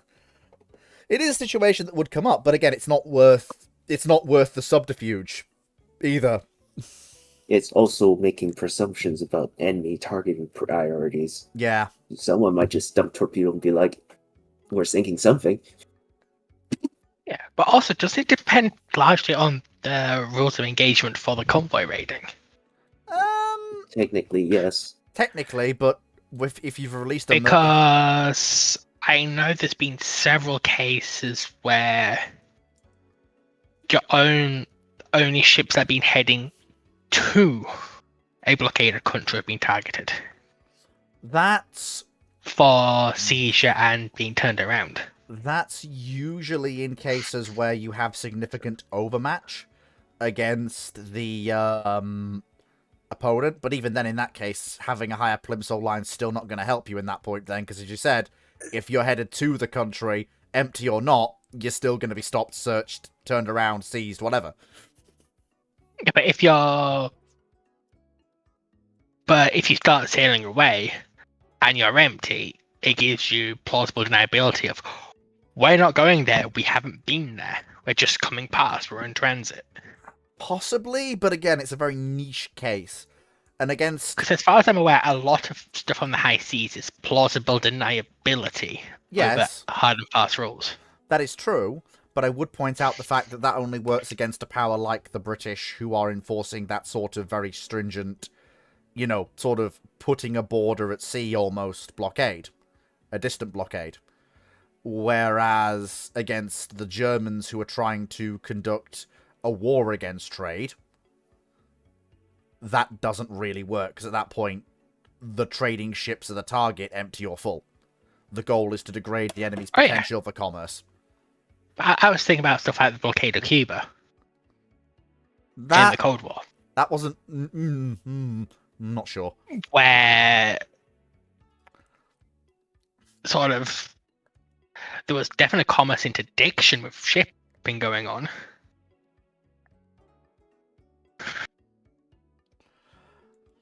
Well, yes, Paul, the submarines would attempt to sink full ships if they have limited torpedoes. There's very little way to tell at sea, especially given the sensor technology of the time.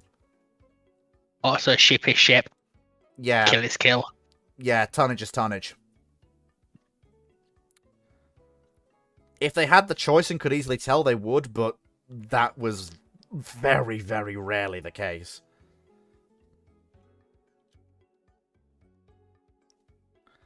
Especially the fact that you're in a convoy system, which means there will be escorts. You don't want to stay there for longer than you want to be. And you really don't want to have your periscope up doing detailed looks at how high is this ship riding, make a note of it.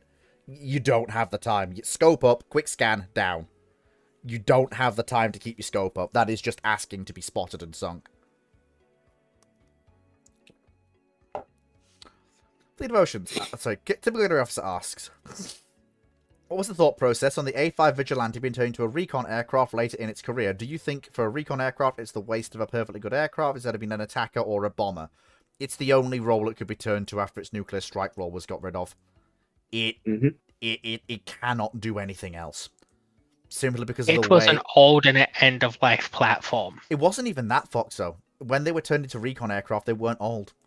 The problem was that you couldn't Yeah, really... but for give their it- time period, they were old. Kind of, but even then, it's not even that. The problem was that there's nothing else they can be turned into because of the way they carried their ordnance. They didn't have a traditional bomb bay. The A5s carried their ordnance within a tube and released it out the back of the aircraft. And that only really works if you're carrying ordnance that doesn't require you to be completely precise in where you put it. AKA, atomic ordnance. What the... Yeah, but it was a functional end-of-life aircraft that they pushed into a secondary role. It did do that role very well, though. No, Even no. if... Actually, when you look into it, the Vigilante was always supposed to be a reconnaissance aircraft. The nuclear strike role was its secondary role. Yeah, but... It was Was always it? built around reconnaissance. That's why it was built with such a weird bomb deploying system, because basically it was added in, and they wanted to keep a clean frame so they'd be as fast as possible for reconnaissance. And because they could actually use that space instead of putting a nuclear bomb in there, they could put in extra fuel tanks. Yeah.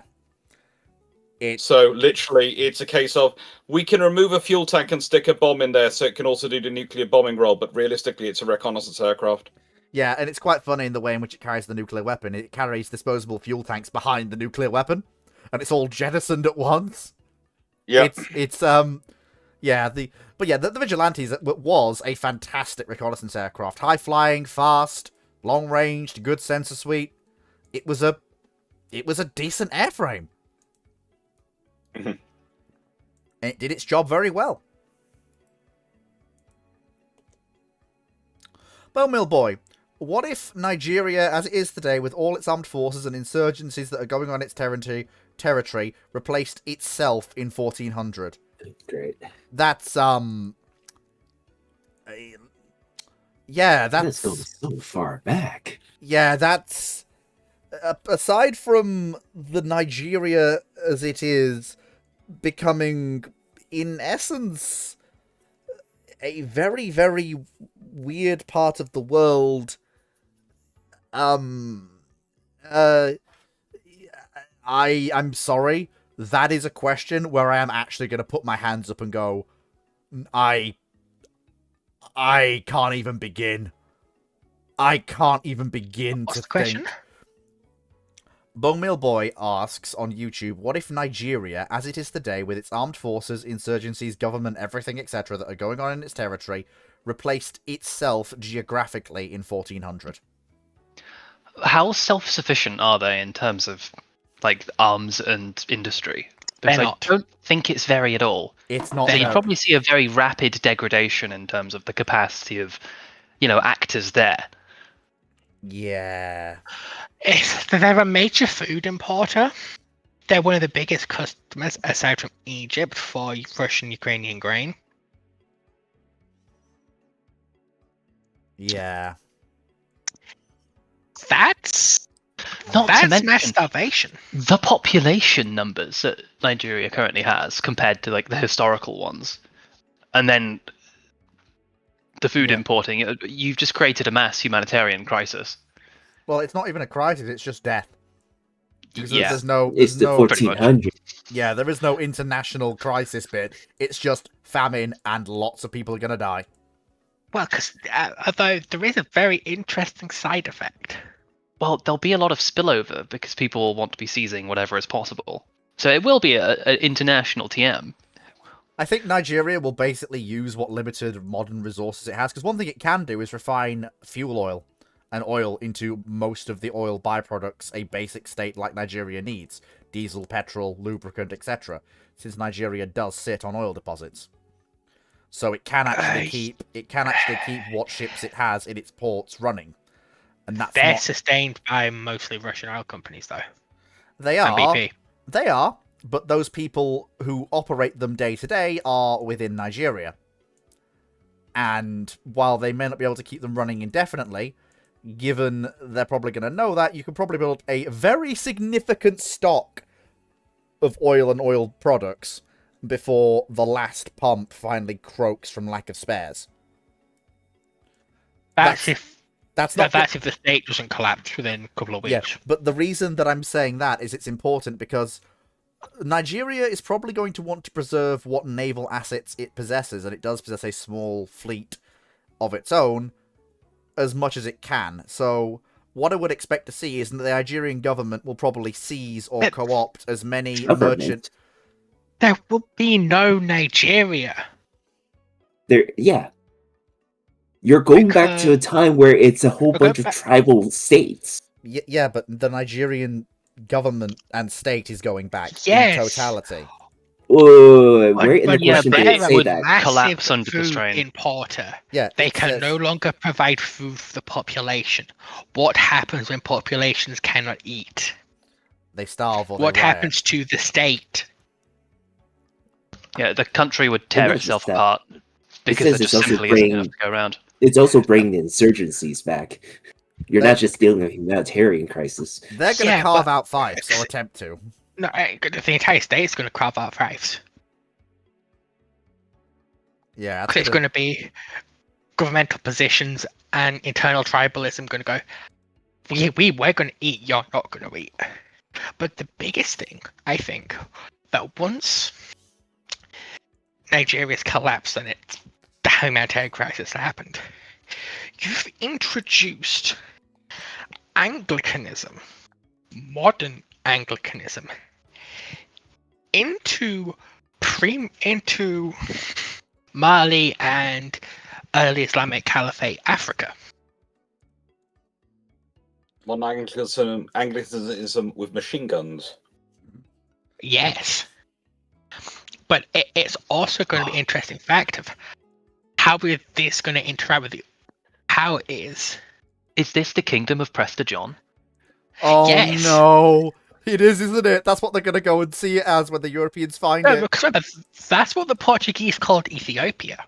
Oh my god, it is. And Ethiopia has its own separate brand of Catholicism, Christianity, partly due to its isolation from the rest of Christianity. You've now got a already very different form of Christianity from its 14th century counterpart. If it's quite possibly a much more liberal form of Christianity,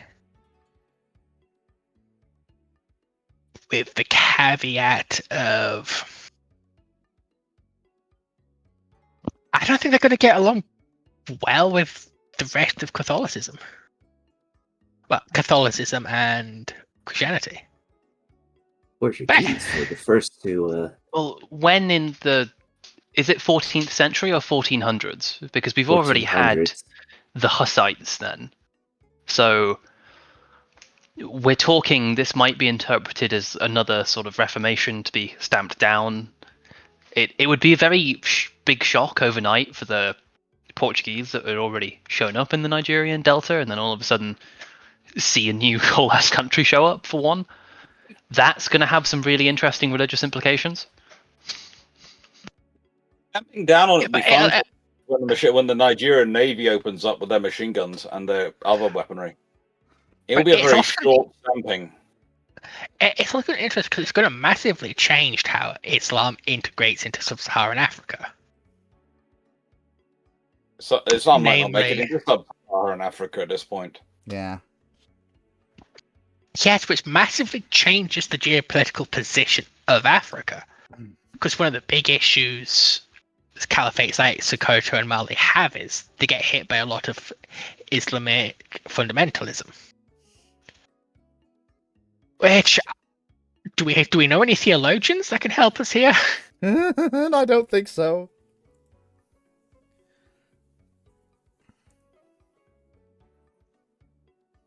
Closest I could do is go off what I remember the world religion map looking like at the start of EU4, which I don't think is the most accurate thing in the world.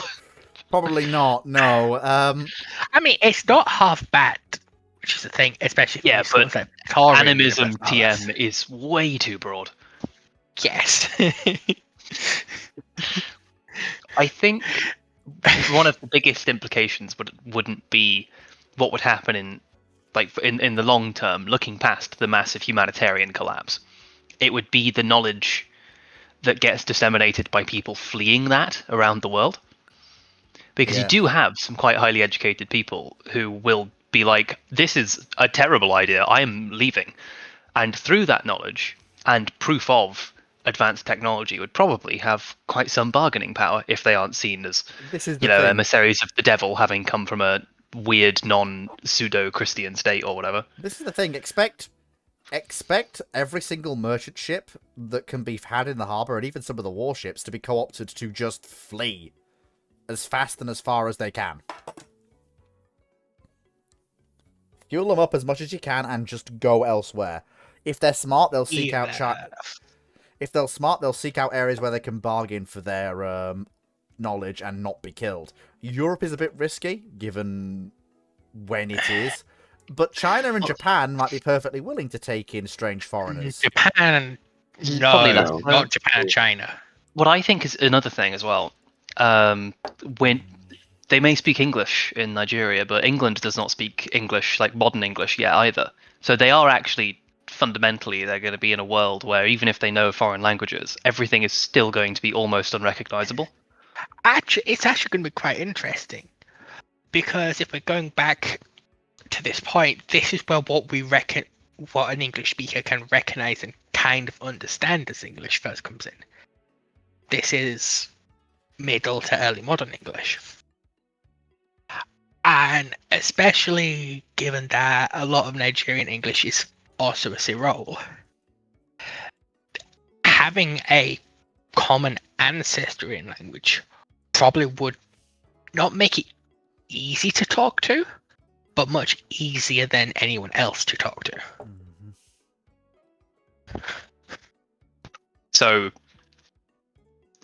maybe the more heading to England isn't the worst idea in the world. Although it would be interesting talking to the English nobility, which at the time speak French. Well, 1400s, would they still be Excellent. speaking French? Yes. Yeah, they're still was locked in a the struggle over the best- French throne. So the English court is basically like trying to be as French as possible for one. But you that's know, true. But it's actually really interesting because of the course of the 100 Years' War, the English nobility are going from speaking French to speaking English. It's okay. Look, I did this in college. But you do see a massive shift towards English as not the language of the high nobility, but of the king, but of the low nobility. Like, it's what causes the issues with the barons. yeah, and of like the 'Cause the barons administrative speak classes English. as well.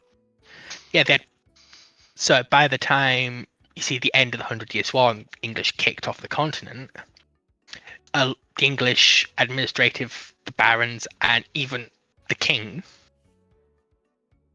are, if not speaking English as a first language, they're speaking it as a second one. So, Yeah. it probably just depends on when in the 13th 1400. century. Yeah, 14th just century. the 1400s is a very long time span in terms of big events that happened in history, Yes. especially in Western Europe. Mm-hmm. Indeed it was. I mean, I feel like we yeah, have 'cause kind China's of... still putting itself back together at this point. Yeah. I feel like we have, done this question more than justice. I'm glad you two were here, otherwise I would have had nothing to say on the matter. Hey, this is my wheelhouse. I'm the historian of this sort of area. Although there would be it would reignite a very interesting debate in Christianity. Is communion figurative or literal? Oh my god, it would. You're incredibly correct. What is the miracle of transubstantiation? Yes. no. Not again. And Not again. that's a big part of the Hussites, and Europe has just figured that out. And then the equivalent of Pastor John's gone, no, it's a different way. Ugh. Right, okay. Moving on. Typical gunnery officer asks on Discord. Opinion on the Leahy and Belknap class CGs. Do you think in terms of firepower and electronics, these two classes are more destroyer leaders instead of cruisers? they were built as destroyer leaders. That's what they were. But in terms of conventional guided missile cruisers, after the fleet realignment in 1975, they became the... Well, not so much the Belknaps. The Belknaps were less well armed as built Oh, pardon me. compared to the Leahys. So the Belknaps only have one Mark 10 twin, the Leahys have two. But either way, not so much... Yeah, so basically they became sort of... They were destroyer leaders at first because that's what the US Navy designated ships like them. But they were reclassified as cruisers as the role the USN perceived for them changed, and the USN wanted to redefine its designations in the mid-70s. And don't if you're They gonna weren't redesignated. They weren't redesignated by the USN. They're redesignated by Congress.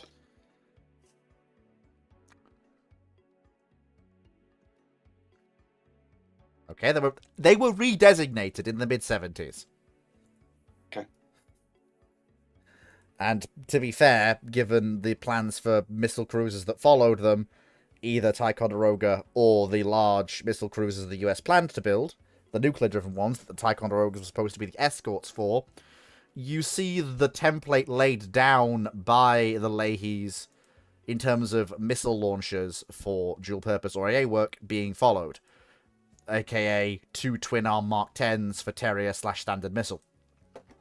So in that sense, you could argue that they do lay down a template for cruisers, more so Leahy than Belknap, because Belknap was following on as the destroyer leader / cruiser, and Farragut was the oh no, sorry, that was before. Farragut was before. So Belknap followed on from Leahy as a destroyer leader. Then there were the Truxton class. Oh no, she's a nuclear subclass of... US guided missile cruisers are somewhat confusing at times. Then you have the nuclear class Californias, which I think were guided missile cruisers as by classification from the start, as were the Virginias. And again, you see that whole 2 twin-arm launchers for Standard Missile proliferate on the Virginias. And it was supposed to be the same again on Strike Cruiser, and was the same on original flavor Ticonderoga. But I think Strike Cruiser was supposed to have other missile armament as well as the twin-arm Mark 26s. Okay. All right. But again, they did start off as destroyer leaders. So by technicality, if you want to say what their armament actually is, then by technicality, they are destroyer leader-like more than cruiser-like. But they did set the template for US missile cruiser development once they became missile cruisers going forwards through the Cold War. Even if they weren't built on cruiser hulls or originally designed as cruisers. Since that's just the way the Cold War went.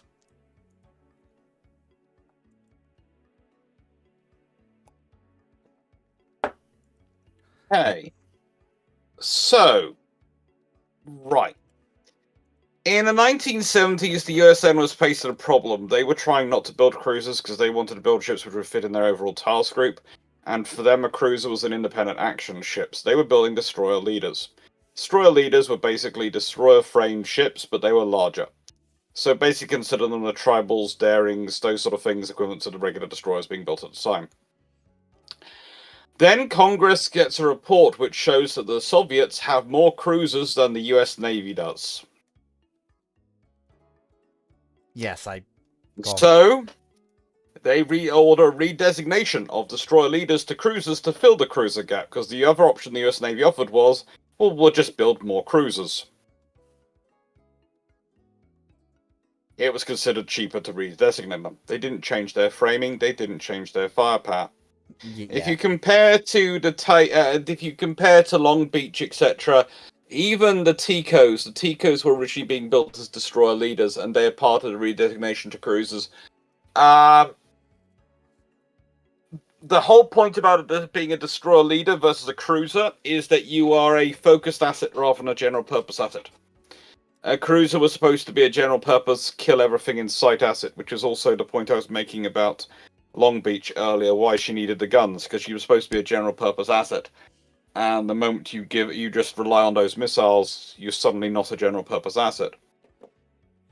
As capable as those missiles are, they stop you from doing a high. You can't do a whole range of cruisery things, warning shots, presence missions, those things, if you're just armed with those big powerful missiles. And you also can't replenish rearm at sea and all those things. So you will have all those as issues. What's interesting is when you bring up the California and Virginia class ships, they are far more along that line of being cruisers than really the Leahy and Belknaps. And realistically, the interesting thing is, I would argue that it's not Leahy and Belknap which actually defined the future cruiser program. It's Bainbridge and Truxtun, which are their nuclear CGN variants in each class, which are actually built to a level above the rest of their siblings. So they are in the same design group, they're in the same class. But because they're going to be nuclear powered, they do some more modifications to them. Okay, fair enough. That actually does make sense. Yeah, so basically it's a case of you've got the classes to an extent, right? But the classes are most of the conventional ships are definitely destroyer leaders. It's the Truxtun and Bainbridge which are the designer of the future cruisers, and they're from them, which is one of the reasons why they then lead into the California and Virginia programs, which do come from. Well, there's a reason why if you look at the Virginia class. If you go look at the California class and the Virginia classes on Wikipedia, I know there's some very passionate U.S. Navy personnel who have them list them as being preceded by the Truxtun and Belknap classes, not the Leahy and Belknap classes. The Leahy and according to Wikipedia they're preceded by the Californias. Yeah, the California class, what I was going. Virginia is preceded by the California, and that's preceded by the Belknap and Truxtun classes because, let's put it this way, there's a fight going on there about that they're actually breaking up the classes in terms of the Belknaps. Yeah. To Belknap and all being two classes when Truxtun is technically a sub-member of the Belknap class. Mm-hmm. And realistically, they come more from the nuclear versions of these ships than they do from the conventional ones. And I would also point out, actually leading into this point, because it does make more sense now that I look at it, if you do look at the strike cruiser and follow through, if you don't count Ticonderoga as a full cruiser, even though she's reclassified as one, the next generation was supposed to be nuclear again. The US was setting a precedent. If it's a cruiser, it's nuclear driven. Yes. But of course then everything went wrong with strike cruiser. Yeah. And that was basically the differential. The cruisers were the nuclear-powered ships, the big escorts and the destroyer leaders were sort of a half between the destroyers and the cruisers, but they were conventionally powered. And then, of course, you get to the point where destroyers can actually match destroyer leaders, and at that point, that designation would probably have been allowed to fade away. Because you get things like... I mean, the prototype for that whole shift was the 4 destroyers that were being built for Iran. They were destroyers with the firepower of what were reclassified at that point to be US cruisers. Yeah. And at that point, the precedent was set. And pretty much every time the Americans are looking at a future cruiser, nuclear power comes up, because the moment you're looking at the cruiser mission as the USN expects it, it's nuclear powered these days. Yep. Bone Mill Boy. Oh boy, here we go again. What if Jamaica, as it is today with all its armed forces, replaced itself in 1400? Jamaica's not self-sufficient. See previous answer. Mass carnage and And- Well, about that, Flea. Oh no. This is gonna be very interesting because they're When it gonna bring comes modern to pure diseases also. sustenance, Jamaica does catch enough fish to sustain itself. And fish stocks would be higher back then too. Well, kind of. Because remember, we are at the end of the Little Ice Age, which did decimate fish stocks globally. Oh, that is true. But I'm just gonna let you two go. I'm just gonna let you two go. I was actually going to throw a generalized caution out there that if we do like a long 10-minute tangent every time a question like this comes up, we become more of an alternate history discussion. There's nothing wrong with that. There's nothing wrong with that. Rambling is full of those. There's nothing wrong with that. Just to ask just a small thing. Just because this channel, this question does actually list Jamaica and all its armed forces replace itself in 1400. I'm just looking at the Jamaican Its armed Defence Force forces now. are about 6,000 regulars, 2,500 reserves. yeah, And they have the all-powerful vehicle that no one else can deal with. The military Toyota Hilux. Who wants Hey, to go make Jamaican conquistadors? No, in nicest way, the fact is they actually do list their staff cars as part of their equipment, and we know they have a Toyota Corona and a Toyota Crown, and a Volvo S90. They do have 18 Let's Bushmaster protected mobility vehicles, so they have something that actually can resist gunfire. So that might be useful. I mean, at this point, you're not even fighting people with guns. They don't have any. They don't have anything well, armed in the. I- They do have You're in aircraft. Jamaica. You're in Jamaica. You're going up against original they do have Jamaican this. natives who are most no, likely yeah, just like armed. It's with- Jamaica's fault one for one. It's the rest of the Caribbean natives that could be the issue, if any. But the Hashtag- interesting thing is, Jamaica's a major stop for cruise liners and a major docking port for cruise liners. There's always cruise liners there, Oh boy, that's going to be interesting. and there's quite a lot that are registered there. Oh my. Now, what do you think a medieval European would think when the Mickey Mouse themed cruise liner comes in to check them out? I mean, the funny thing about this is that Jamaica is in a position. Cities of gold. The problem for Jamaica at this point is basically keeping things running.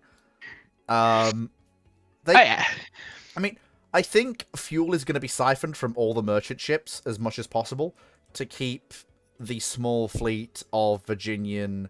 Well, apart from the most efficient of the merchant ships in harbour, which can be used for long range patrols and moving obviously Jamaican armed forces and such around the Caribbean. Oh god. But Jamaica does have a fairly robust fleet of 1, 2, 3, 4, 5, 6, 7. Would this also take the 8. microbiome back with them? Are we bringing a ton of modern diseases yeah, anyway? Oh no. That's what I was thinking. Oh Yeah. no. And also, This is also several diseases completely which are now gonna extinct that they would be exposed to. This is also going to completely affect American colonization. Oh, yeah. Oh, Massive. yeah. I can imagine the Spanish showing up to explore and then having a very rough experience on a. Yeah, Well, I'm just gonna Jamaica. question, Yeah, where yeah. am I? Yeah, just get told politely, no colonization. Well, What do you mean, 'cause- no colonization? Go home. Well, it's all of that is Jamaica doesn't have a source of oil, Yeah, that's the other thing. which means that any fuel they have is going to have to be dedicated to fishing. Not even. How as many they- well- sailing vessels does Jamaica have? Well, I think a lot of Jamaican fishing vessels can actually operate under sail power, and you could No. feasibly construct more that could. No. Construct I think more, maybe. I think in nicest way, they're probably going to immediately do an invasion of Trinidad and Tobago. Why? I'm not saying you're wrong, but why? What's your thinking? Because that's where the nearest sources of oil are that they can easily secure. They don't have Yeah. the infrastructure. Can they extract it? Do they have the people who know how. Yes, What it's type of oil deposits are there? they're very Um, surface. They're mud deposits, basically. Yeah. They're the sort where you shove a stick in the ground and oil comes out, like you get in Texas. Yes. They used to get in Texas. The good thing is Jamaica does have a petroleum refining sector. Oh, that's a boon. So if they can get the oil back to Jamaica, they can deal with it. It's just getting the oil. Yeah. Yeah, which they can do. So we've literally I created mean- a pocket nation. Oh my god. Well, more importantly, Texas is just on the other side. Yeah. The only reason I said Trinidad and Tobago is with their forces, it's closer. quicker and easier to secure because it's an Yeah, island. You and don't have isn't to. You most- don't have large land borders you have to defend. Yeah, and isn't most of the oil in Texas in the interior, in the northern parts? The oil they could get to like that, yes, it is, I think. Yeah. Whereas this part you can secure with your existing assets. The Great Jamaican Empire. Well, no, I it mean, wouldn't- they're not going to be healthy, but they'll survive. I mean, it wouldn't surprise me if they do try and fan out, especially for living space. They try and fan out as best they can, and also just kind of to protect the Caribbean. It depends on how worried they are about disease cascades. I'm If they're- fairly sure they take that. Well, they in the nicest way. Depending on how worried you are about disease cascades, you can always just pursue a no disease risk toleration strategy. No, it's not so much onto them because they're inoculated against the diseases of this period mostly. It's the other way around. Are they concerned about wiping out the populations of various islands? No, they're makes not it- necessarily resistant to these ones because diseases mutate and evolve over Mutate. time. So the stuff that they're used to now is very different to the stuff that people would be used to back then. So basically, both the issue's going to be the sides, Spanish. both sides of any exchange are going to have to be really, really careful. I mean, with the Europeans, you basically Fleet. I just remembered something. what? Jamaica's an urbanized population. Mm-hmm. When they meet the Spanish, what are the Spanish bringing over that the Spanish are through losing third of the population inoculated against? Smallpox, Not smallpox. Black Death. It's going to go both ways. Yep. Europe is fucked. And we're not. And nowadays we don't inoculate against stuff like the Black Death. I mean, Black Death inoculations are known of, and provided they can catch it early, Well, which they the probably... Black Death can be dealt with easily by just like basic antibiotics. It's one of the big ironies of history. Yeah, the Black Death is a bacterial infection. It's not a viral infection.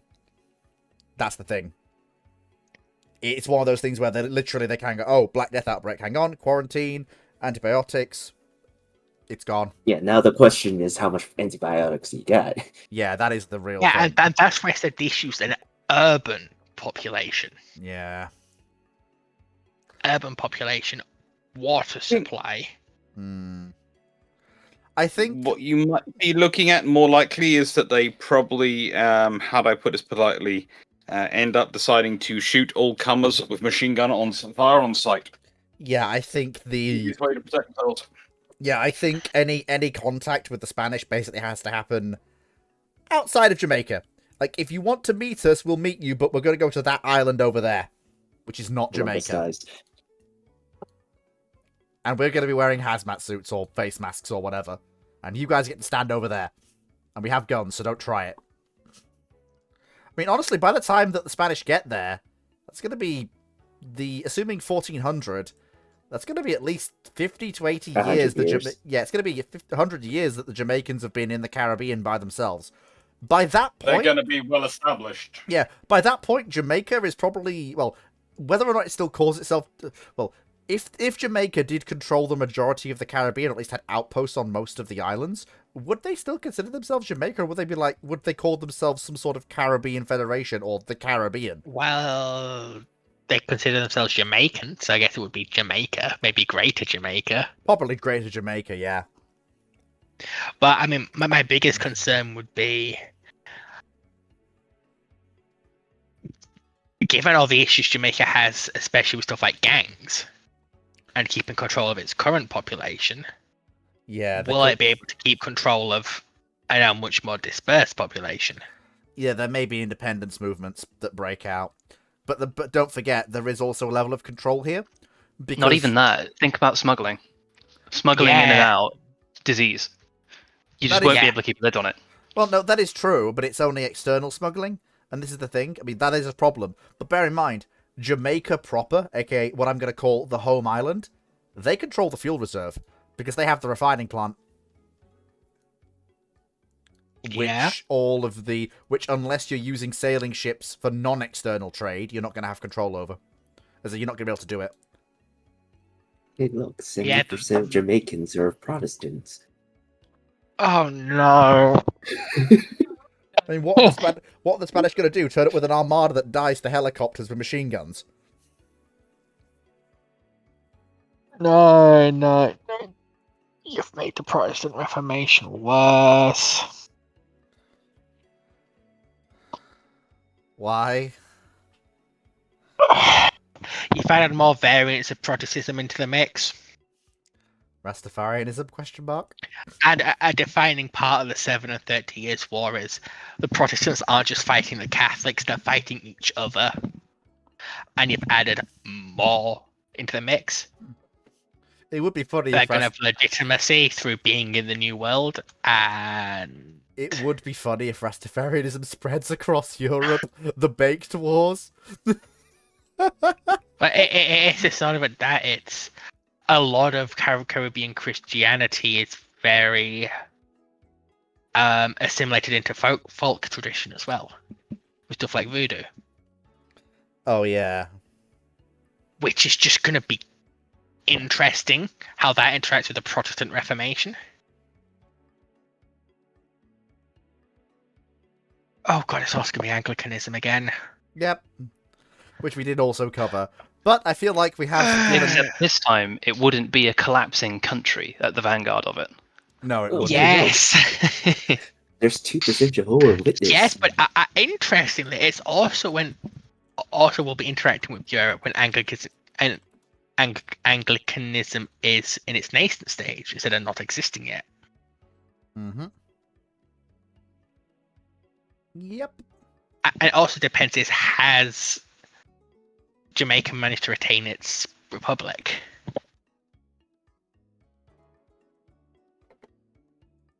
I'd go with probably not. They just tend not to in the times of great stress. It probably wouldn't be a monarchy, but it would probably be... I'd expect some sort of junta. I mean, to be fair, as long as they can feed themselves, and given the weaker state of the Jamaican military, and given the fact that while it is a crisis, it's a crisis that's not... The country's not going to collapse. It's possible the Republic could survive. Jamaica has a lot of very well armed, very well equipped gangs and cartels. Hmm. Jamaica is analogous to more analogous to Haiti, except the central government has a lid on it.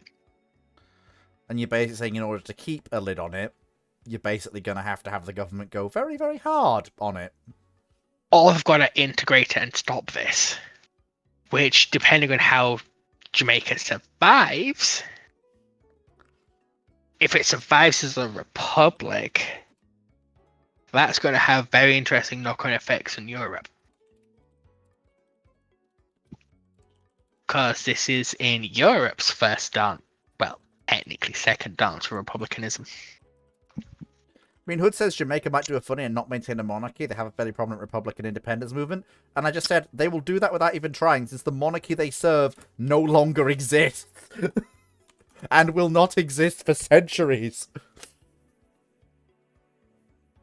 Yeah, but they've got a small army, which probably won't be able to seize control. Mm-hmm. They're in a time of crisis, and a republic in a time of crisis isn't particularly stable. Yeah. And they don't have a monarchic tradition, so it's Yeah. gonna be chaos. Yep. If it stabilizes in some form, then it's going to be a very weird world that follows. Also depends on how much technology does remain if it does turn into infighting. Yeah. Age of Strife moment. Because if in their civil war, if they shoot down all the helicopters, that's going to change how they interact with the Spanish. Yes. Yes, it is. Although I don't think they need to be too much more advanced than the Spanish to see them off. Think about how few Spaniards actually arrive in those early periods, And, if and they, how and, much if, of a monumental effort it would be to do a large expedition without an empire backing it. and also, Shia, what if they just don't return? What if the Jamaicans kill them and nobody comes back from the New World? Or comes back from the Jamaican area? Oof. Matter of time, I would say. Someone else I would try. No, the biggest issue is that what we think of as the expedition going to the Caribbean are the third and fourth expeditions to the New World. They go to Brazil and the Atlantic coast first. Which has the knock-on effect of the Jamaicans possibly protecting the Aztecs from being, reached. Oh god, no. No. No. Or knocking them over in a rightful sort of easy conquest. They're probably playing some sort of kingmaker, is what I'd imagine. Possibly. Because the issue is we would find out very quickly how much of the Aztec stuff is just Spanish propaganda. True. That is true. In every myth, there is kernels of truth. Mm-hmm. Jamaica has a nuclear reactor. I mean, what? Wait, do they? Did they actually Yeah. finish that? Jamaica has a nuclear reactor. Okay. Please don't tell me it's a breeder reactor. No. Okay. Well, that's going to run until it doesn't run anymore. Well, the thing is, the interesting thing about the components and all this stuff is they know it's all possible. They have all the textbooks and all the factors on how to do it. So, in the nicest way, they'll have plenty of time to recreate it. And as for dealing with the gang stuff, well, in this scenario, you can just tell to the gangs, well, let's create the Federation of the Caribbean and you guys go take an island each. Honestly, yeah. But also the gangs are going to find very quickly the drug trade, which has kept them up going economically, No is going longer. to be over. Yeah, this is the thing. I think you basically wait for them to feel the pinch and then offer them an easy way out that allows the gang leaders to retain their power. And basically remind them that, while you could squabble amongst yourselves as long as it's not on Jamaica, but remember, we control the refining station, we give you the fuel that lets you live. This is the thing. And also tell them that... So recreating feudalism. Kind of, yeah. It would just be a good central legitimizing thing, the refining station. It would be a reason for them to pay taxes, have nominal authority, that sort of thing. Anywho, sad to say, but I have to skedoodle now, so... Fair enough. I'll see you guys. You're like the most interesting person here currently. I know, isn't it great? Just a minute. Oh, that's it. Okay, that's it. So we got that. So we did that. Did that. I'm just putting the questions over, so just give me a minute. Declined. I'm being squashed by a poodle. Do not get squashed by a poodle. Being squashed by a poodle. Do not get squashed by a poodle. Breathe. I can't breathe. Do not get squashed by a poodle. Poodle squashing is a serious offense. Punishable by... Poodle's upset. Apparently he's not the most interesting person here, according to Foxo, and that's upset him. So now he's taking it out on me. Well, Shia is old. Well, Shia is old Drydock. Shia was one of the Yeah. original Yellows with me. I know, Like- but I'm sorry, it's the squashed into... it's the Lots of sheer life. gap between sheer and the poodle. It's like sheer contrast. I am literally being hurt by a dog because of you saying this. My God! Oof. Oh my God! That is the funniest funny that could ever funny. Oh, sweet Lord! Now you know how I tend to feel when I'm the one who has to suffer for Foxo's actions. Yes, Okay, but I'm so not dating her. I don't have that payoff. You know, I'm just getting paid. you know, ironically, you're not the first person to have said that. Like almost that exact statement. Oh Thank my you. god, that's He- funny. He's That's now off me. funny. Oh dear lord. Right, okay. Sea Dodders asks, would NASA have been better off with the Apollo applications program utilizing and developing Apollo hardware, or going for the shuttle STS as they did IRL? Remember, they're getting their massive Apollo era budget slashed, which means they can only have one or the other. Shuttle. Easily. Shuttle. Without a doubt. It's not even a contest. Shuttle opens... Like, despite its flaws, and despite it not perhaps being the system it could have been, Shuttle enabled the commercialization of space in a massive way. It's even The less big than problem with that. the shuttle program. Sorry, the big problem with the shuttle program is they stopped production of them. They should have kept the scenario of building a new orbiter every roughly 2 years. Yeah. So they could A, cycle the fleet out of service, and B, so they could keep up the production capability to slowly introduce improvements. Yeah. And that would have given them a huge advantage in cost, and probably in nicest way. If you think about the fleet they could have maintained with producing one every couple of years, they would have been far better off. There's And also the that fact that production line just fill up when you need to. we've lost him. No, he's gone away. Yeah, so go on, Hood. No, no. The other thing about that is that, like, when it comes to the way that the public was looking at the exploration of space prior to, like, the space shuttle program, some of the highest priority and highest, like, publicly awareness, like the public's awareness of certain space programs was quite limited. Apollo was the first big manned stuff and let the American exploration of space do quite a lot. Prior to the space shuttle stuff, the highest profile missions were, to an extent, Pioneer and Voyager. Yeah. And everyone should know how high profile and highly regarded as one of NASA's current high profile flagship missions still running is Voyager. Yes. And it will continue to run until possibly 2030, maybe a little bit later. Yes. I would also Space Shuttle is the big new thing and enables, for some things, the rapid deployment of other probes into space, whilst also enabling people to do things like work on them on the way up. You can't do that on a Saturn. You can do that in the cargo deployment hold of a space shuttle. I will also point out that while shuttle is a very, very important part of, in fact, a large part of the commercialization of and the expansion of knowledge of space, I am going to pour one out for Soyuz. Especially later model reliable Soyuz, that's just the old reliable launcher just yeeting things into space, even during the Soviet period. Yeah. But it's just facilitating the wide-scale deployment of GPS. Oh no, I admit that shuttle did do that. I'm not Like- denying that. I'm not... Like, shuttle's ability to maneuver in orbit was massive, and I'm not denying that it did have that ability. But I'm not going to let us talk about the impact shuttle had on the commercialization of space without us also pouring one out for the old reliable Russian in the corner over there. Yeah, but it's like... So I mean, when it comes to it, Soyuz could make a comeback. What do you mean? Even in the era of space shuttle, Soyuz can make a big comeback by being the next stage. I mean, Soyuz You never can- left. It's still a...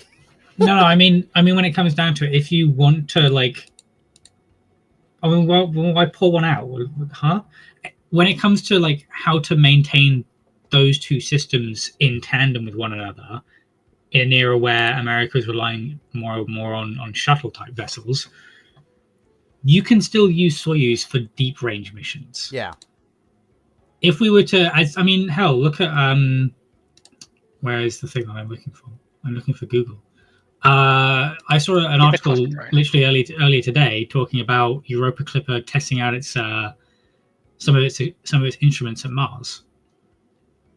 You can still use Soyuz to deploy those types of missions. Wait, what do you mean? I never said it was gone. I was just, like, you know, raising a glass to Soyuz, as it was, as it is, and as it will be. Wasn't saying it was dead. The way you phrased it made it sound like it was. Sorry. But also, Normally when I pull one out, it's because I'm mourning the death of something. Oh, Well, I was Yeah. using it in terms of, raising a glass to it rather than it being dead. I probably just said raise a glass Yeah, rather than put... it's Fair enough. Sorry. no. What's the phrase? Raising a glass That's the one. is Yeah, commemorative.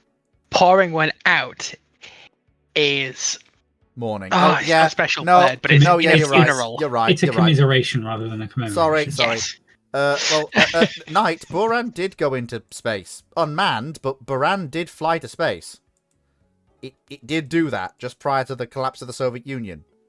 Buran was proven to be a space-capable asset. It did that. Yeah, so I'm not wrong there, man. Buran did do at least one unmanned space yeah, flight. Bran did. Yeah, Bran was tested. It was just bad. it was badly timed.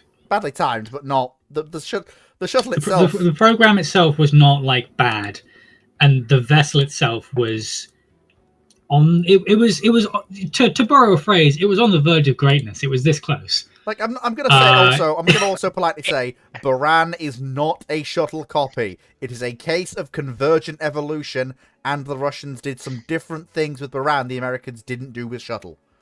It is not a copy. The issue with Buran is just it's at the start of its cycle when The Soviet is Union's at the established. ends of it. The shuttle's established. But so before we go on to the next question, I'd just like to point out that if you stop and think just how much GPS has changed our lives, like actually stop and think about how much GPS now controls.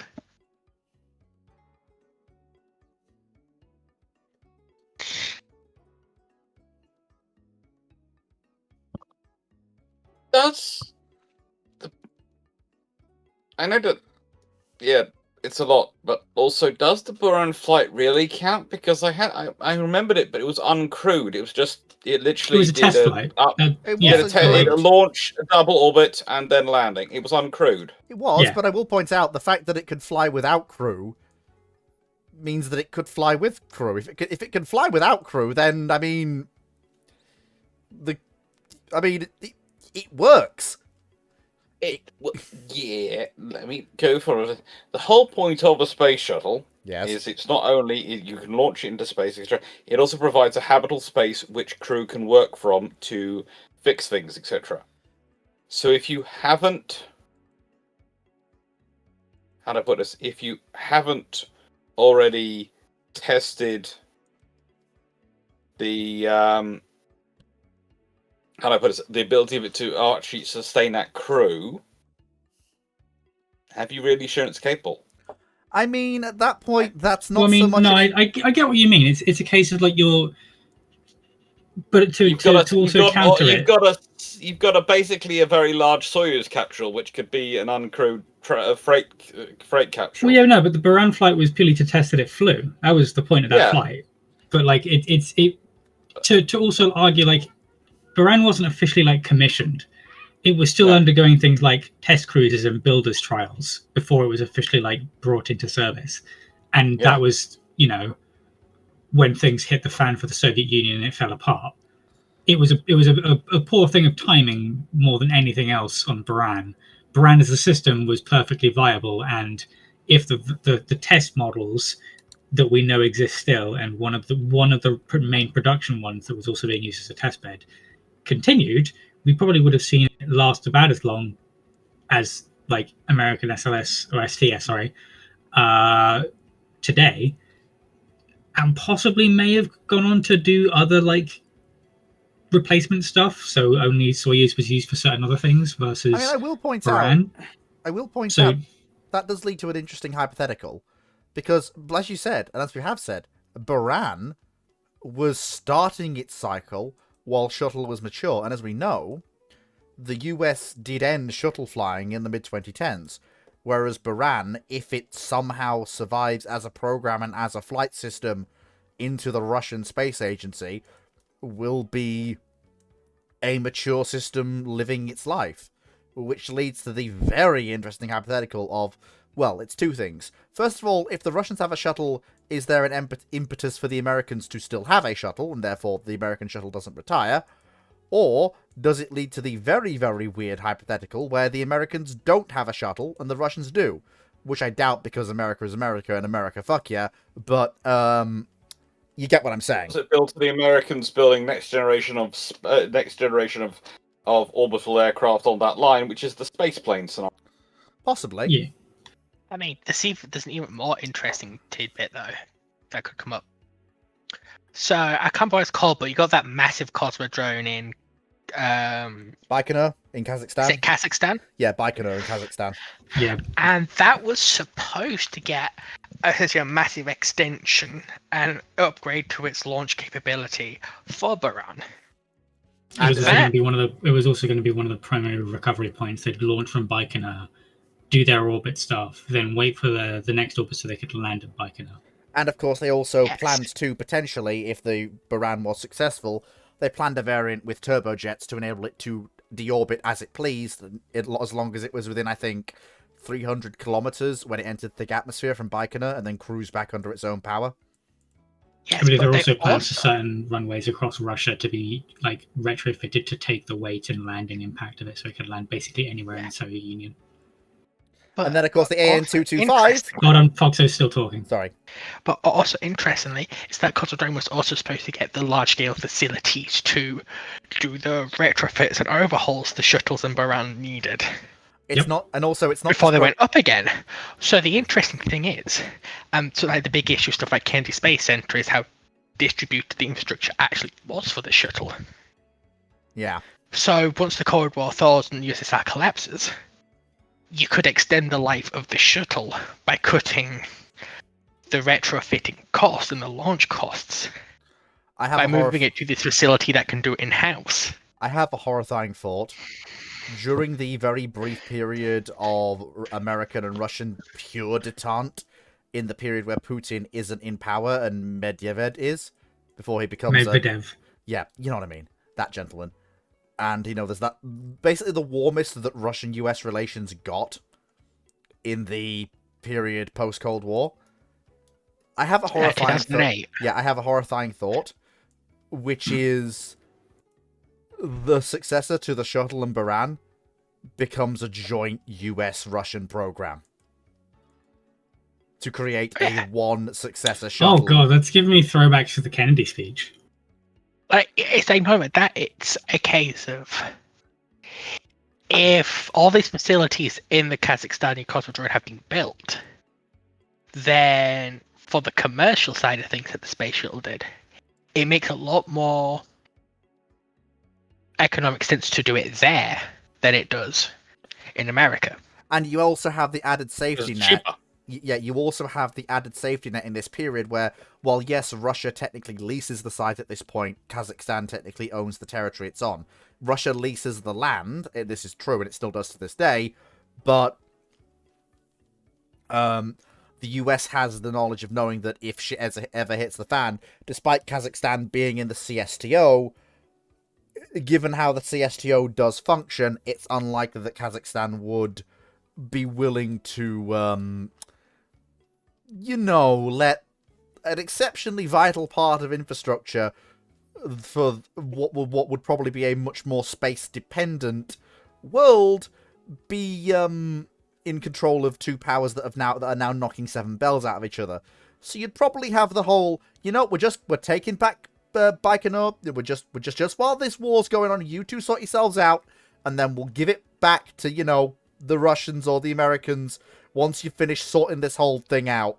And we're going to preserve the infrastructure for you, all right? We're not touching it, but we're not letting it be destroyed. It's not that. It's if there's American money, you probably don't see the large-scale decay of the Cosmodrome, which Well- means it has a much higher capacity And I mean, let's not forget, just in general. if we don't have the decay of the Cosmodrome, you've also got the perhaps long life of Ernagia stretching out as well. And Ernagia, which was the launch vehicle to launch Buran, that was a hell of a unit. That thing had lift capacity.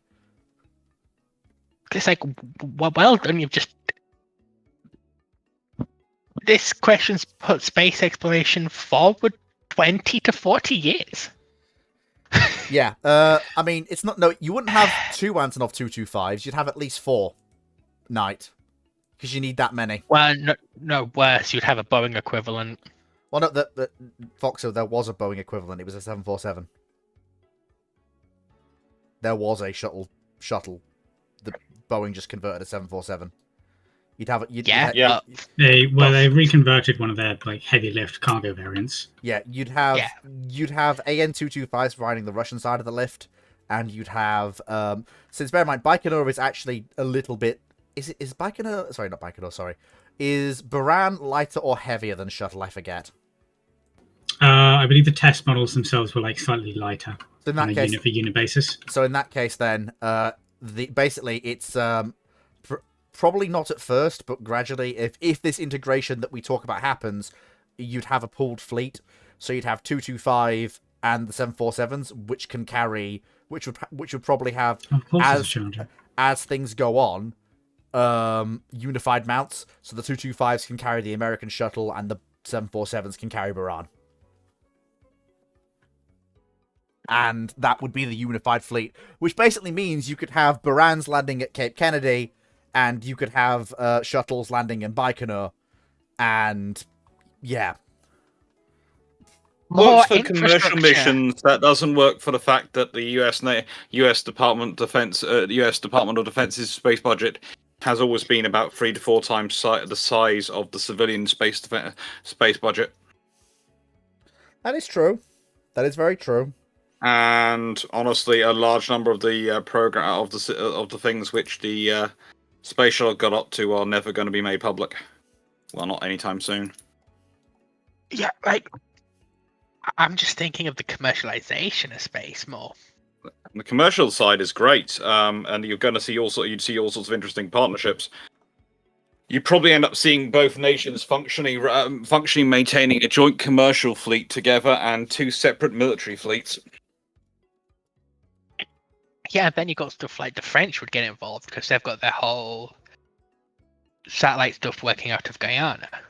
Let's be honest, the French might feel the need that they have to develop their own orbiter to be in this club. Oh god, It the might be the new European space- Space Agency. Yeah, European space Well, so agency. France is also like the premier nation in the ESA. I mean, the ESA is going to be sat there going, okay, the Russians and the Americans have shuttles.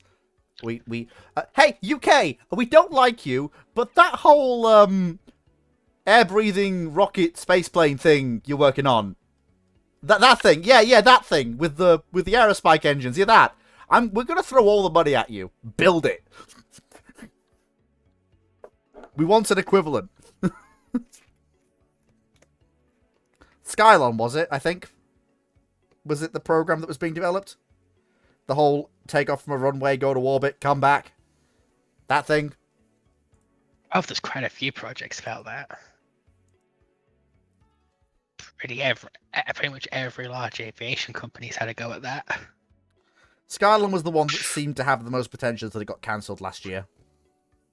Yeah. Basically, because it wasn't technical. No one wanted to fund the construction of a prototype.